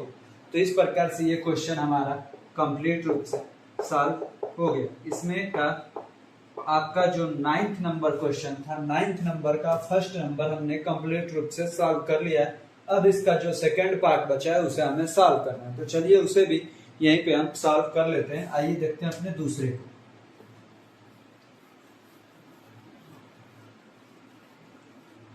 देखिए जो दूसरा है, क्या सिद्ध करना है, तो C A by P A equal to में B C by M P. C A कौन सा त्रिभुज की भुजा है, ये वाली भुजा। पी ए इस वाले ट्रायंगल की भुजा है, बी सी इसी ट्रायंगल की ये वाली भुजा और एम पी इस ट्रायंगल की ये वाली भुजा। जब ऐसा होता है दोनों अलग अलग त्रिभुज के हैं तो हम दोनों अलग अलग से सिद्ध कर देंगे। आइए इसे हम सिद्ध करते हैं। क्या लिखेंगे आप, सबसे पहले ट्रायंगल ए बी सी और ट्रायंगल ए एम पी में दोनों त्रिभुजों में सॉल्व करना है। अभी आपने प्रूव किया है त्रिभुज ए बी सी किसके समरूप है, तो त्रिभुज ए एम पी के। कंडीशन में क्या लिखेंगे कि ऊपर सिद्ध हो चुका है, ऊपर सिद्ध किए हैं, जब आप अपने कॉपी में सॉल्व करेंगे तो ऊपर ही हल किए होंगे। जब ऊपर सॉल्व किए हैं तो ये देखिए ए से कौन सा अनुपात में है, ए सी को एक साथ लिख सकते हैं। तो सी ए को लिख लीजिए बटे में, सी ए को लिख लीजिए तो पी ए को भी लिख सकते हैं P A. C A by P A बराबर, ये देखिए दोनों ये बी सी, तो बराबर में बी सी बटे में क्या लिख सकते हैं, एम पी। बी सी बटे में एम पी। आप चाहें तो तीसरी भुजा को भी अनुपात में लिख सकते हैं, लेकिन हमसे दो ही पूछा है तो हम दो ही लिखते हैं, इसी से हमारा काम हो जाएगा। तो C A by P A बराबर B C by M P. इसे कैसे लिखेंगे, यहाँ पे कंडीशन लिखेंगे कि समरूप त्रिभुज के संगत भुजा। क्या है, समरूप त्रिभुज के ये दोनों संगत भुजाएं हैं, समरूप त्रिभुज के संगत भुजा। जब इतना लिख लिए तो इसे ही हमें प्रूव ही करना था, तो ये हमारा सवाल प्रूव्ड हो गया। ये हमने सवाल इतनी सिद्धम कर दिया, मतलब ये सवाल हमने प्रूव कर दिया। तो इस प्रकार से हमारा 9th नंबर सवाल भी कंप्लीट रूप से सॉल्व हो गया। चलिए हम सॉल्व करते हैं अपने क्वेश्चन नंबर 10 को। देखिए क्या है हमारा क्वेश्चन नंबर 10। तो सी डी और जी एच क्रमशः कोण ए सी बी और कोण ई जी एफ के ऐसे समद्विभाजक हैं कि बिंदु डी और एच क्रमशः त्रिभुज ए बी सी और त्रिभुज एफ ई जी की भुजाओं ए बी और ई एफ पर स्थित है। यदि त्रिभुज एबीसी समरूप है त्रिभुज एफ ई जी है तो दर्शाइए कि सी डी बटा जी एच ए सी बटा एफ जी, तीन दिए हुए। दूसरा क्या प्रूफ करना है, त्रिभुज डी सी बी समरूप है त्रिभुज एच जी ई के। तीसरा क्या है, त्रिभुज डी सी ए समरूप है त्रिभुज एच जी एफ के। तो आइए सबसे पहले हम इसके लिए फिगर बना लेते हैं। क्या हमारा फिगर बनेगा, तो एक त्रिभुज हो गया हमारा ए बी सी। दूसरा जो त्रिभुज बनेगा एफ ई जी। अब देखिए क्या दिया है, सी डी और जी एच। सी डी बनाना है एक भुजा सी डी, ये हो गया सी डी और ये हो गया हमारा जी एच। क्या बोला, सी डी और जी एच क्रमशः कोण ए सी बी और कोण जी एफ के ऐसे समद्विभाजक है। समद्विभाजक मतलब ये वाला कोण 1 है तो ये भी 1 ही है, यदि ये 2 है तो ये भी हमारा 2 ही है। समद्विभाजक है कि बिंदु डी और एच क्रमशः त्रिभुज एबीसी और त्रिभुज एफईजी की भुजाओं एजी और ईएफ पर स्थित है। एजी एबी और ईएफ पे, तो एबी और ईएफ पर स्थित है। यदि त्रिभुज एबीसी हमें क्या दिया है, तो त्रिभुज एबीसी समरूप है त्रिभुज एफईजी के। इतना हमें दिया हुआ है। अब चलिए हम इस क्वेश्चन को साफ करें। क्या करना है, सी डी बटा जी एच, ये जो सी डी है सी डी बटे में जी एच करना है और ए सी बटे में एफ जी करना है। ए सी बटे में एफ जी करना है। तो सबसे पहले हमें इन दोनों त्रिभुजों को समरूप दिखाना होगा। तो दोनों त्रिभुज तो समरूप हैं, त्रिभुज ए बी सी त्रिभुज एफ ई जी के समरूप हैं, लेकिन इसमें भुजा कौन सी है, सी डी है। मतलब ये वाला है, तो इस त्रिभुज को हमें समरूप दिखाना होगा इस त्रिभुज के। तो कैसे दिखाएंगे, ये देखिए। जब ये दोनों त्रिभुज समरूप हैं तो आप लिख सकते हैं कोण सी बराबर कोण जी, कोण सी बराबर कोण जी। यदि आप दोनों तरफ 2 से भागा देते हैं, कोण सी बटे में 2 करते हैं और इधर कोण जी बटे में 2 करते हैं। कोण सी बटे में 2 करेंगे तो क्या हो जाएगा, 1। ये वाला कोण लिख दीजिए 1, तो 1 बराबर 1 हो जाएगा।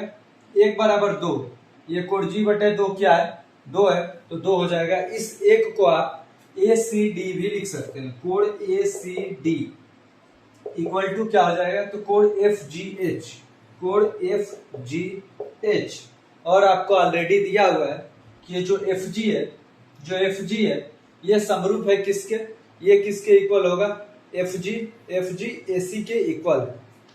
ए सी जो है एफ जी के इक्वल, और हमने एक कोण भी इक्वल दिखा दिया। अब हमें क्या करना है, अभी हमारा त्रिभुज पूरी रूप से संपूर्ण ये समरूप नहीं हुआ है। AC बराबर FG हो गया, एक साइड समरूप हो गया। अब एंगल दिखाते हैं, तो एंगल कोण 1 के बराबर कोण 2 हो गया। अब या तो दोनों तीनों साइडों हो या तो 2 एंगल हो, तो 2 एंगल ही करते हैं, साइड को छोड़ देते हैं। ये देखिए कोण 1 बराबर कोण 2 हो गया और कोण A बराबर कोण F होगा, क्योंकि ये समरूप है। कोण A बराबर कोण F हो जाएगा, कोण A बराबर कोण F। इससे क्या होगा कि ये वाला त्रिभुज हमारा इस वाले त्रिभुज के समरूप हो गया। तो अब हम लिख सकते हैं, इसे आप समीकरण 1 मान लीजिएगा, ये हो गया समीकरण 2।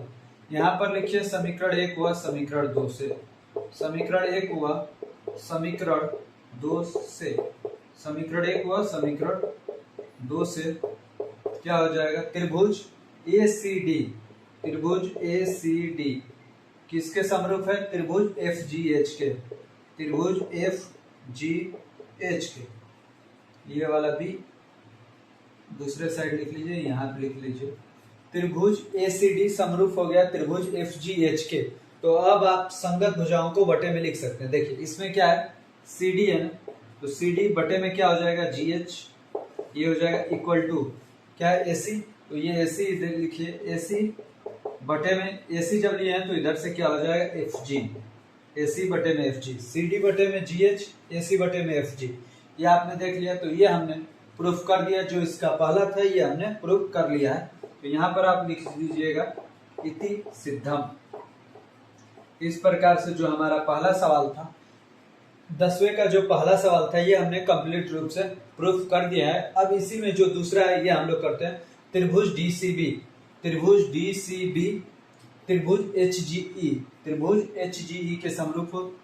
तीसरा क्या है, त्रिभुज डीसीए, त्रिभुज डीसीए त्रिभुज एचजीएफ के समरूप हो, त्रिभुज एचजीएफ के समरूप है। तो ये तो हमने यहीं पे प्रूव कर दिया, सेम यही वाली कंडीशन इसमें है, तो आप सेम यही वाला कंडीशन यहाँ पे लिख सकते हैं। तो आप लोग यहाँ से लेकर के यहाँ तक लिख देंगे तो ये किसका हल हो जाएगा, ये तीसरे का हल हो जाएगा। जब पूरा लिखेंगे तो ये पहले का हल है। अब हम चलते हैं अपने दूसरे सवाल को हल करने के लिए। इसी में जो 10वें का दूसरा है उसे हल कर लेते हैं। यहीं पे देखिए आपको कौन कौन सा सॉल्व हो गया, पहला और तीसरा हमने सॉल्व कर लिया है। अब हम चलते हैं अपने तीसरे वाले सवाल पे, दूसरे सवाल पे, जो त्रिभुज डीसीबी त्रिभुज एचजीई के समरूप दिखानी है। तो इसमें देखिए जब दूसरे वाले को सॉल्व करेंगे तो ऑलरेडी आपको ये दिया हुआ है त्रिभुज ए बी सी समरूप है त्रिभुज एफ ई जी के। इसका मतलब क्या है कि ए एफ के बराबर है, नहीं बी ई के बराबर है, तो बी ई के बराबर है। एंगल बी किसके इक्वल हो गया, एंगल ई के इक्वल हो गया। अब देखिए अभी आपने प्रूफ किया था कि ये वाला एंगल इक्वल है, उसी तरह से बी सी डी भी इक्वल हो जाएगा। देखिए लिखेंगे कोण सी बराबर कोण जी है, कोण सी बराबर कोण जी है, सी बराबर जी है। अब क्या करेंगे, दोनों तरफ 2 से भागा देंगे, दोनों तरफ जब 2 से भागा देंगे, ये आप समीकरण नंबर 1 लिख लीजिएगा। अब देखिए कोण सी बटे 2 तो बी सी डी हो जाएगा, इसके जगह पे कोण B C D equal to में कोण जी बटे 2 मतलब कोण ई जी एच, कोण ई जी एच, इसे आप लिख दीजिएगा दूसरे समीकरण। अब देखिए क्या हो जाए, ये दोनों त्रिभुज हमने समरूप कर दिए। लिखेंगे आप समीकरण 1 हुआ समीकरण 2 से, समीकरण 1 हुआ समीकरण 2 से, समीकरण 1 हुआ समीकरण 2 से त्रिभुज त्रिभुज डीसीबी त्रिभुज डीसीबी त्रिभुज डीसीबी किसके समरूप है, तो त्रिभुज एच जी ई के, एच जी ई के, एच जी ई किस नियम से, तो एंगल एंगल समरूपता वाले नियम से, एंगल एंगल समरूपता वाले नियम से ये दोनों त्रिभुज समरूप है। जैसे हमने तीसरे को किया था सेम वैसे ही दूसरा भी होगा सेम। पहले तीनों लगभग में एक ही जैसे, इसी में थोड़ा सा स्टेप बढ़ा देंगे तो पहला वाला आ जाता। इस वाले त्रिभुज में जब इसी में 2 स्टेप बढ़ा देते तो पहला वाला आ जाता। जैसे वैसे ही हमने तीनों सवाल कंप्लीट रूप से सॉल्व कर लिए। इसके पिछले वाले पे यहाँ पे एंगल एंगल समरूपता नहीं लिखे थे तो आप लोग लिख लीजिएगा अपने मन से।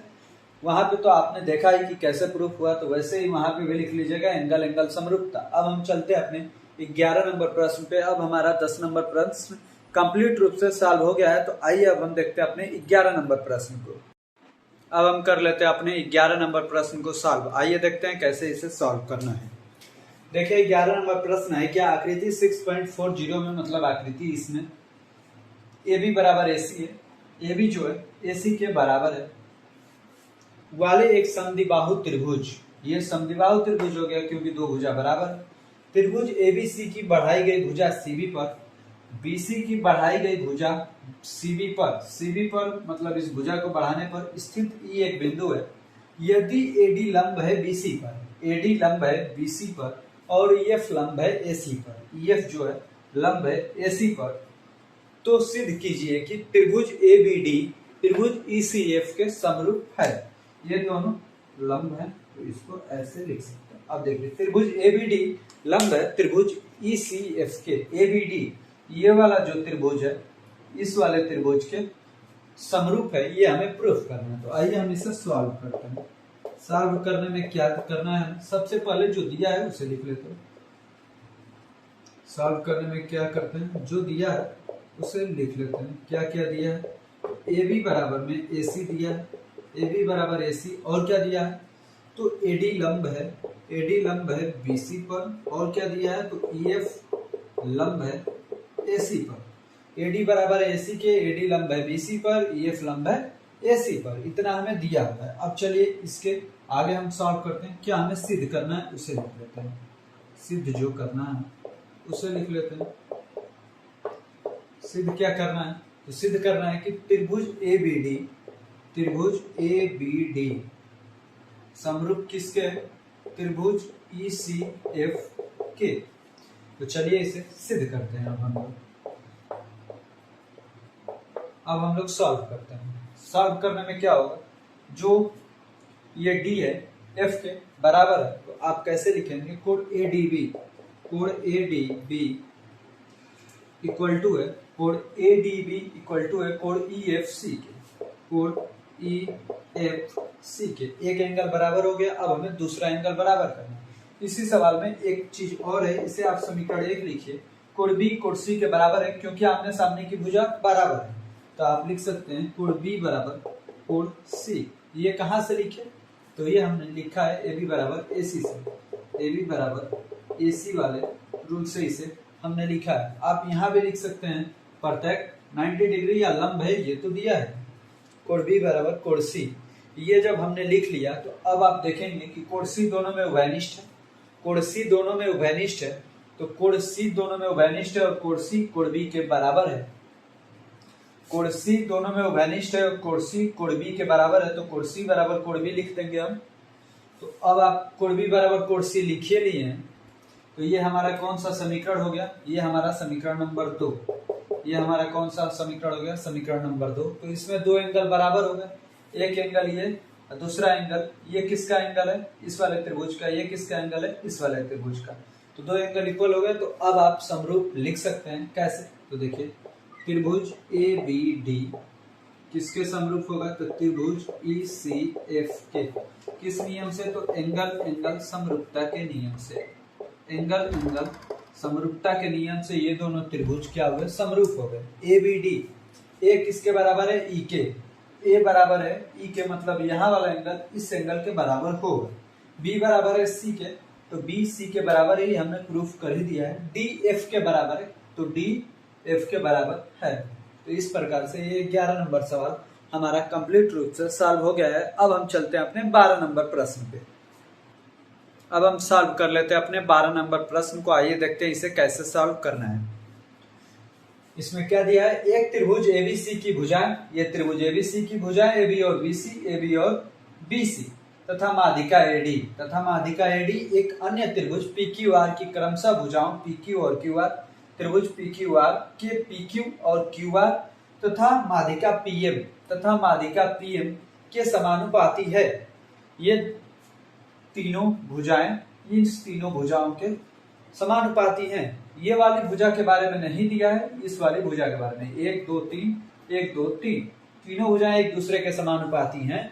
तो देखिए आकृति 6.41, यही है वो आकृति। दर्शाइए कि त्रिभुज ABC, ये बड़ा वाला त्रिभुज PQR के समरूप है, यही हमें प्रूफ करना है। तो आइए इसे हम सॉल्व करते हैं, कैसे ये सॉल्व करना है। देखिए हमें क्या दिया है, ये तीन साइड समरूप हैं। यदि ये साइड भी समानुपाती में हो जाता है, ये तीन साइड समानुपाती हैं, यदि ये एक साइड भी AC और PR भी समानुपाती हो जाते तो ये त्रिभुज ऐसे ही समरूप हो जाता। तो उसे ही हमने समानुपाती करना है। कैसे करना है ये आइए हम देखते हैं। देखिए अभी तक आप क्या लिख सकते हैं, AB बटे में सबसे पहले क्या क्या दिया है इसे लिख लेते हैं। दिया है, क्या दिया है AB किससे, PQ से, AB बटे में PQ बराबर में BC बटे में QR, उसके बाद क्या दिया है AD बटे में PM, इतना हमें दिया है। क्या हमें प्रूफ करना है ये भी लिख सकते हैं, सिद्ध करना है। क्या सिद्ध करना है कि त्रिभुज ABC समरूप है त्रिभुज PQR के। त्रिभुज ABC किसके समरूप है, त्रिभुज PQR के। तो चलिए इसे हम सिद्ध करते हैं। सिद्ध कैसे होगा, तो ये देखिए, इसे सबसे पहले लिखते हैं AB बटे में PQ बराबर BC बटे में QR बराबर में AD बटे में PM। देखिए जो माध्यिका होती है, माध्यिका क्या करती है, ये हमें दिया हुआ है कि AD और PM क्या है, माध्यिका है। माध्यिका क्या करती है, तो सामने वाले भुजाओं को दो बराबर भागों में बांट देती है। तो BD बराबर CD, QM बराबर MR, ये हमें समझाया हुआ है, माध्यिका के कारण ये होगा। तो अब हमें क्या करना है, तो इसलिए जो बीच वाला अनुपात है इसमें आधा आधा इसको कर दीजिए, मतलब 1/2 से दोनों साइड भागा दे दीजिए। AB बटे में PQ हो जाएगा बराबर में 1/2 BC बटे में 1/2 QR हो जाएगा बराबर में AD बटे में PM, ऐसा आप लिख सकते हैं। जब ऐसा आप लिख लेंगे तो ये हाफ BC का मतलब क्या हुआ, इसका आधा क्या हुआ BD लिखिए, इसका आधा क्या हुआ, इसके जगह पे QM लिखिए। तो चलिए हम लिखते हैं AB बटे में PQ, AB बटे में PQ, सॉल्व हो गया। AB बटे में PQ। अब हाफ BC की जगह पे क्या रखना है BD, तो इसे रखते हैं BD, और इसके जगह पे क्या लिखेंगे, हाफ QR की जगह पे क्या लिखेंगे QM, तो यहाँ पर लिख लेते हैं QM। अब देखिए AD बटे में PM, तो AD बटे में PM लिख लेते हैं। जब इतना हम लिख लिए तो इसका मतलब क्या हुआ कि ये छोटे छोटे दोनों त्रिभुज समरूप हैं।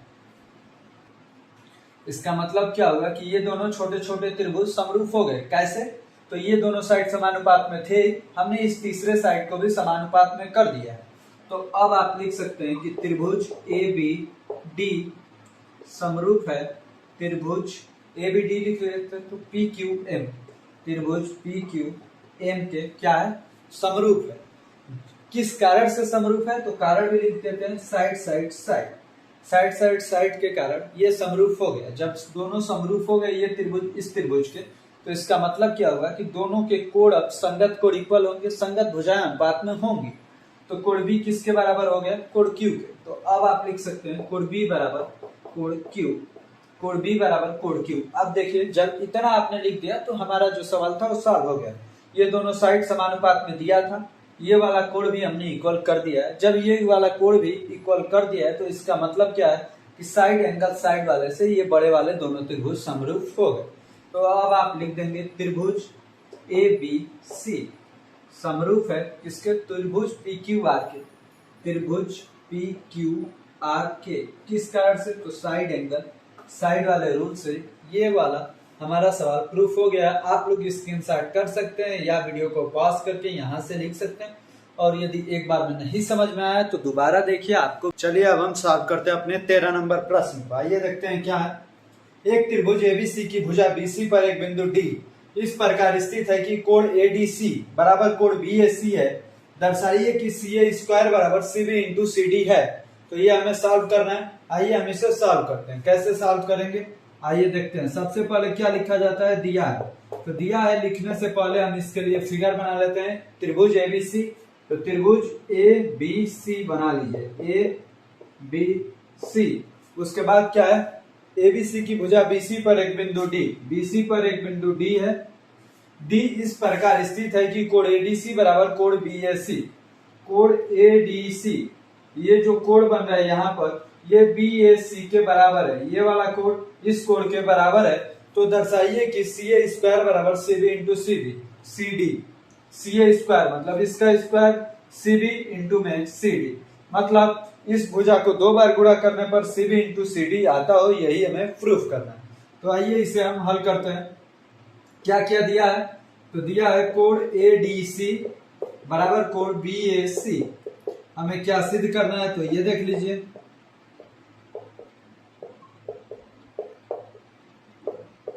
सिद्ध करना है CA स्क्वायर बराबर CB इंटू में CD, ये हमें प्रूफ करना है। आइए इसे हम सिद्ध करते हैं। कैसे सिद्ध होगा, तो सबसे पहले हम ट्रायंगल लेंगे। कौन कौन सा, जो एंगल दिया हुआ है त्रिभुज ADC और त्रिभुज BAC में और त्रिभुज BAC में, यही त्रिभुज भी लेंगे। अब देखिए त्रिभुज ADC में क्या दिया है, कोण ADC, तो कोण ADC बराबर है कोण BAC के। कोण ADC बराबर है कोण BAC के। अब हमें कौन सा कोण बराबर है, तो कोण C दोनों में उभयनिष्ठ है। तो अब आप लिख सकते हैं कोण C उभयनिष्ठ है, क्योंकि कोण C दोनों त्रिभुजों में है। दोनों त्रिभुज हम कौन सा लिए हैं, तो एक ये छोटा वाला, एक पूरा बड़ा वाला लिए हैं। अब देखिए जब 2 कोण बराबर हो गए तो दोनों त्रिभुज समरूप हो जाएंगे। तो अब आप लिख सकते हैं त्रिभुज ADC समरूप है त्रिभुज BAC के। ABC मत लिख दीजिएगा, नहीं तो गलत हो जाएगा। A B के बराबर है, मतलब A वाला एंगल B के बराबर है। छोटे वाले में A का जो एंगल है ये B के बराबर है। बड़े वाले में जो D है, मतलब ये वाला जो D है उस A के बराबर है। अब फिर से जो C है दोनों के पास उभयनिष्ठ है। तो इस प्रकार दोनों त्रिभुज समरूप हो गए। किस नियम से, तो एंगल समरूपता के नियम से। एंगल एंगल समरूपता के नियम से ये दोनों त्रिभुज समरूप हो गए। जब दोनों त्रिभुज समरूप हो गए तो आप लिख सकते हैं क्या है सी ए स्क्वायर में, तो पहले सी ए लिखिए, सी ए, ये देखिए क्या दिया है सी ए, मतलब पहले इसको लिख रहे हैं फिर इसको, तो पहले इसको फिर इसको लिखिए बटे में सी बी, इधर देखिए सी ए बटा में सी बी हो गया। अब आपको दूसरे त्रिभुज में जाना है, सी ए बटा में सी बी, अब चाहिए सी डी, तो ये सी डी कैसे मिलेगा, ये और ये मतलब सी डी। अब देखिए तो फिर ये और ये लिख लीजिए, सी ए हो गया। अब देखिए 3 मल्टीप्लाई कर दीजिए, सी ए गुणे सी ए की क्या हो जाएगा सी ए स्क्वायर, इन दोनों का गुणा होगा तो क्या हो जाएगा सी बी इंटू में सी डी। तो ये रहा हमारा प्रूफ हो गया है, ये सवाल 30 नंबर सवाल हमारा कंप्लीट रूप से सॉल्व हो गया है। अब हम चलते हैं अपने 40 नंबर क्वेश्चन पे। हमें उम्मीद है कि आपको 13 नंबर सवाल अच्छे से समझ में आया होगा। यदि समझ में आया होगा तो वीडियो को लाइक कीजिए, चैनल को सब्सक्राइब कीजिए और आप कंप्लीट एक्सरसाइज 6.3 को हमारे चैनल पे देख सकते हैं। ये पार्ट 13 नंबर से है, तो ये पार्ट और आप सभी पार्टों को एक ही में मर्ज करके भी हम एक वीडियो डाल देंगे, वहां से आप पूरे पार्टों को एक बार में देख सकते हैं। और इसको आप कोई भी चैप्टर कक्षा 10 का देखना चाहते हो तो आप हमारे चैनल पे जाइए, कक्षा 10 का मैथ का एक भाग बना हुआ, उस भाग में आपको जो चैप्टर चाहिए, जो एक्सरसाइज चाहिए, जो प्रश्नावली चाहिए, सब कुछ वहां पे मिल जाएगा। आपको जो प्रमेय चाहिए सब कुछ मिलेगा। अब हम चलते हैं अपने क्वेश्चन नंबर 14 पे। अब हम सॉल्व करते हैं अपने 14 नंबर प्रश्न को। आइए देखते हैं क्या ये सही ये सॉल्व होगा। क्या है, एक त्रिभुज एबीसी की भुजाएं एबी और एसी तथा माध्यिका एडी एक अन्य त्रिभुज की भुजाओं पीक्यू और पीआर तथा माध्यिका पीएम के क्रमशः समानुपाती हैं। दर्शाइए कि त्रिभुज एबीसी त्रिभुज पीक्यूआर के समरूप है। यह हमें प्रूफ करना है। तो मतलब दो त्रिभुज दिए हुए, उसमें कुछ भुजाएं दी हुई हैं कि कुछ भुजाएं अनुपात में हैं, तो दोनों त्रिभुजों को हमें समरूप प्रूफ करना है। तो सबसे पहले इसके लिए हमें फिगर बनाना पड़ेगा। तो दो त्रिभुज बना लेते हैं, एक एबीसी एक पीक्यूआर। ये हो गया ए बी सी। एक और त्रिभुज बनाना है, तो ये हमारा हो गया पी क्यू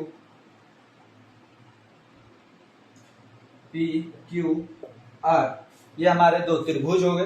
अब क्या दिया है, एक त्रिभुज एबीसी की भुजा एबी और एसी तथा माध्यिका एडी। इसमें एक माध्यिका है जो क्या है एडी है, इसमें एक माध्यिका है जो कि पीएम है, और उधर होगा तो आप बना लीजिएगा पीएम। अब इतना ही दिया है, तो क्या क्या दिया है ये हम लिख लेते हैं। दिया है कि तीन भुजाएं समानुपात में, कौन किसके, ए बी पी क्यू के है, तो लिखिए ए बी बटे में पी क्यू, ए बी बटे में पी क्यू, ए सी बटे में पी आर, ए सी बटे में पी आर। उसके बाद से क्या दिया है, तो एडी बटे में पी एम, तो एडी बटे में पी एम ये हमें दिया हुआ। और क्या दिया है, तो एडी जो है और पीएम दोनों माध्यिका है, तो एडी दो बराबर भागों में किसको बांट रहा है, इसको और इसको। माध्यिका क्या होती है, तो सामने वाले जिस भुजा पे जाके माध्यिका मिलती है, ये इसके मध्य बिंदु पे मिलती है बीसी के, इसीलिए उसे माध्यिका कहा जाता है। मतलब ये भाग इस भाग के बराबर है। सी डी बराबर सी बी भी दिया है, तो इसे भी आप लोग लिख सकते हैं सी डी बराबर में सी बी दिया है। और क्या दिया है, पी आर एम बराबर में एम क्यू, आर एम बराबर में एम क्यू, तो ये हमें दे रखा है। तो अब चलिए हमें सिद्ध क्या करना है, इसे लिख लेते हैं।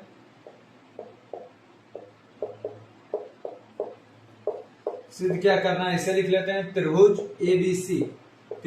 एबीसी समरूप दिखाना है त्रिभुज पी क्यू आर के। मतलब ये वाला त्रिभुज इस त्रिभुज के समरूप है, यही हमें दिखाना है।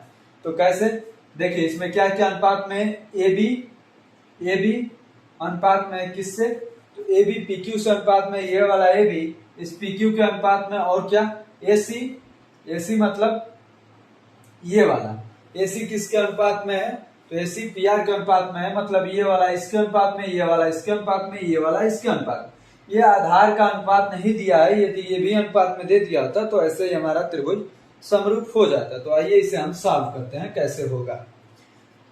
तो माध्यिका है, मतलब क्या होगा, तो आप इसे ही लिख लेंगे, जो ये अनुपात दिया है इसे ही हम लिखते हैं। चलिए हम सिद्ध करते हैं।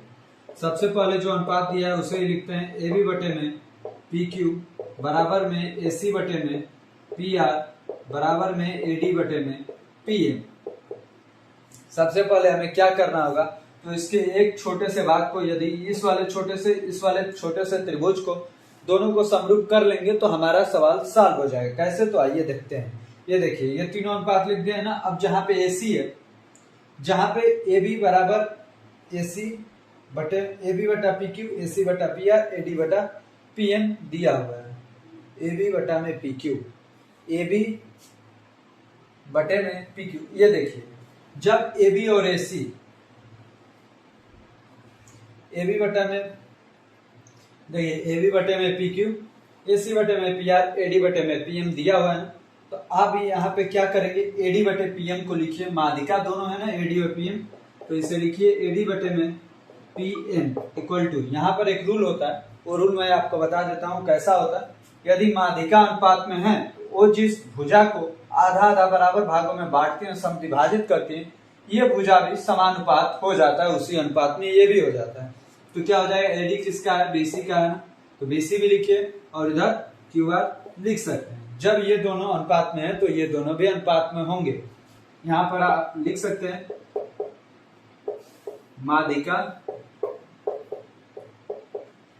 माध्यिका अनुपात में है तो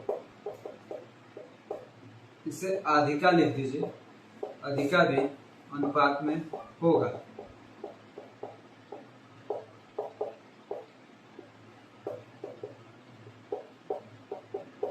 इससे क्या हुआ, एक ये मिला एक ये मिला। देखिए अब तीसरी भुजा में हमारी अनुपात में हो गई ना, तो अब आप सभी को लिख सकते हैं अनुपात में। कैसे, AB बटे में PQ बराबर BC बटे में QR इक्वल टू AC बटे में PR। जब तीनों भुजाएं अनुपात में हो गई तो इसका मतलब है कि ये दोनों त्रिभुज समरूप हैं। तो यहाँ पर आप लिख दीजिए त्रिभुज ABC समरूप है किसके, त्रिभुज PQR के। किस रूल से समरूप है, तो साइड साइड साइड, तीनों साइड अनुपात में है, इसलिए ये हमारा त्रिभुज समरूप है। तो इस प्रकार से हमारा 14 नंबर क्वेश्चन भी कंप्लीट रूप से सॉल्व हो गया। अब हम चलते हैं अपने 15 नंबर क्वेश्चन पे और देखते हैं कैसे उसे सॉल्व करना है। अब हम सॉल्व कर लेते हैं अपने 15 नंबर क्वेश्चन को। आइए देखते हैं क्या है। लंबाई 6 मीटर वाले एक ऊर्ध्वाधर स्तंभ की भूमि पर छाया की लंबाई 4 मीटर है, जबकि उसी समय एक मीनार की छाया की लंबाई 28 मीटर है। मीनार की ऊंचाई ज्ञात कीजिए। तो देखिए, मान लीजिए ये स्तंभ है और इसकी छाया की लंबाई कितनी है, 4 मीटर है। स्तंभ की ऊंचाई कितनी है, 6 मीटर है। तो यहाँ पर मान लीजिए सन है और उसी से जो कोण बन रहा है, यहाँ पर एक थीटा कोण बन रहा होगा, वह उसी टाइम मतलब उसी समय पर एक और है जो कि मीनार है। मीनार कितना ऊंचा है, तो 28 मीटर है। 28 मीटर है, हमसे उसकी छाया की लंबाई पूछा होगा। यहाँ पर स्टैंड भी यहाँ पे ही सन होगा। तो ये देखिए, जब सन वहीं पे होगा तो यहाँ भी थीटा ही होगा, थीटा वहां भी है, थीटा यहाँ भी है, तो इसलिए एंगल सेम है। जब एंगल सेम है तो ये दोनों त्रिभुजों में छाया की लंबाई भी अनुपात में ही होगा। और ये तो 90 डिग्री हो गया, ये 90 डिग्री हो गया, और ये वाला कोण भी थीटा है, तो ये वाला कोण भी अनुपात में ही होगा। इसलिए ये दोनों त्रिभुज हमारे समरूप हैं। ये A हो गया, ये B हो गया, ये C हो गया, ये P, ये Q, ये R। दो हमारे त्रिभुज मिले, त्रिभुज ABC, त्रिभुज PQR, त्रिभुज ABC, त्रिभुज PQR। ये देखिए, जब इसके दो कोण बराबर होंगे, कौन कौन से कोण, तो कोण B बराबर है क्या, कोण B बराबर कोण Q है, कोण Q है। कैसे, तो समकोण कोण है, समकोण है। उसके बाद से कौन सा कोण बराबर है, तो कोण C बराबर है कोण R। ये कैसे, तो ये दिया है, ये क्वेश्चन में आपको दिया है क्योंकि उसी टाइम पे है, इसलिए थीटा का मान सेम होगा। अब देखिए, जब ऐसा हो जाता है तो त्रिभुज ABC समरूप हो गया त्रिभुज PQR के। त्रिभुज ABC त्रिभुज PQR के समरूप हो गए। जब ये दोनों त्रिभुज समरूप हो गए तो क्या हो जाएगा, भुजाओं का अनुपात भी सेम होगा।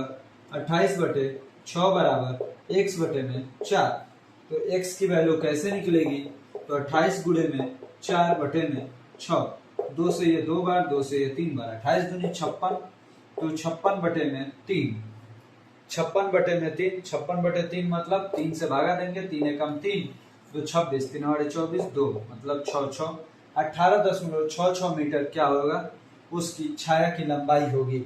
उसकी छाया की लंबाई उस टाइम कितनी हो जाएगी, तो 18.66 मीटर। अब हम चलते अपने 16 नंबर प्रश्न को सॉल्व करने के लिए। अब हम सॉल्व करते अपने क्वेश्चन नंबर 16 को, प्रश्न संख्या 16 को। आइए सॉल्व करते हैं। क्या क्या इसमें दिया है, तो एडी और पीएम त्रिभुजों एबीसी और पीक्यूआर की क्रमशः माध्यिकाएं हैं, जबकि त्रिभुज एबीसी त्रिभुज पीक्यूआर के समरूप है, तो सिद्ध कीजिए कि एबी बटा पीक्यू बराबर एडी बटा पीएम है। तो एक त्रिभुज एबीसी है, तो आइए इसे हम सॉल्व करते हैं। ए बी सी, और इधर में एक त्रिभुज है पी क्यू आर, ये हमारे दो त्रिभुज हैं, और इसमें एक माध्यिका है एडी, इसमें क्या माध्यिका है, इसमें माध्यिका है पीएम, उसमें माध्यिका पीएम है, इसमें माध्यिका एडी है। दोनों त्रिभुज समरूप हैं, ये हमें दिया है। तो आइए हम लिखते हैं क्या क्या दिया है। दिया क्या है, त्रिभुज ए बी सी समरूप है त्रिभुज पी क्यू आर की, इतना दिया है। और क्या दिया है, तो एडी और पीएम माध्यिकाएं हैं, एडी और पीएम माध्यिका है, एडी और पीएम माध्यिका है। हमें सिद्ध क्या करना है उसे भी लिख लेते हैं।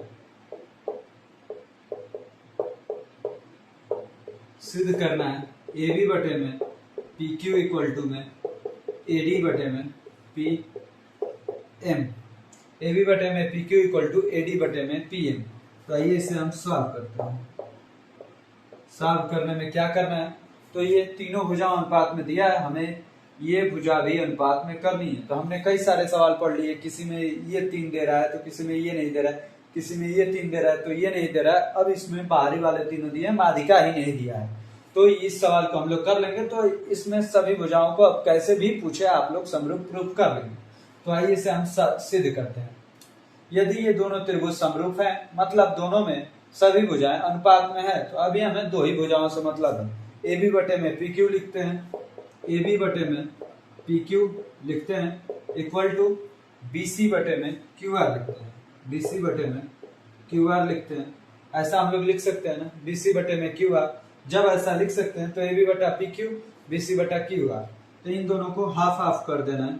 ए बी बटे में पी क्यू इक्वल टू में 1/2 बी सी बटे में 1/2 क्यू आर। ऐसा कर सकते हैं ना। 1/2 बी सी का मतलब बी सी का आधा कितना हो जाएगा, बी डी, क्योंकि माध्यिका है तो माध्यिका 2 बराबर भागों में बांट रहा है, तो बी सी का आधा बी डी। तो अब आप लिखेंगे ए बी बटा में पी क्यू, ए बी बटा में P Q equal to B D बटे में क्यू एन। ऐसा अब आप लिख सकते हैं।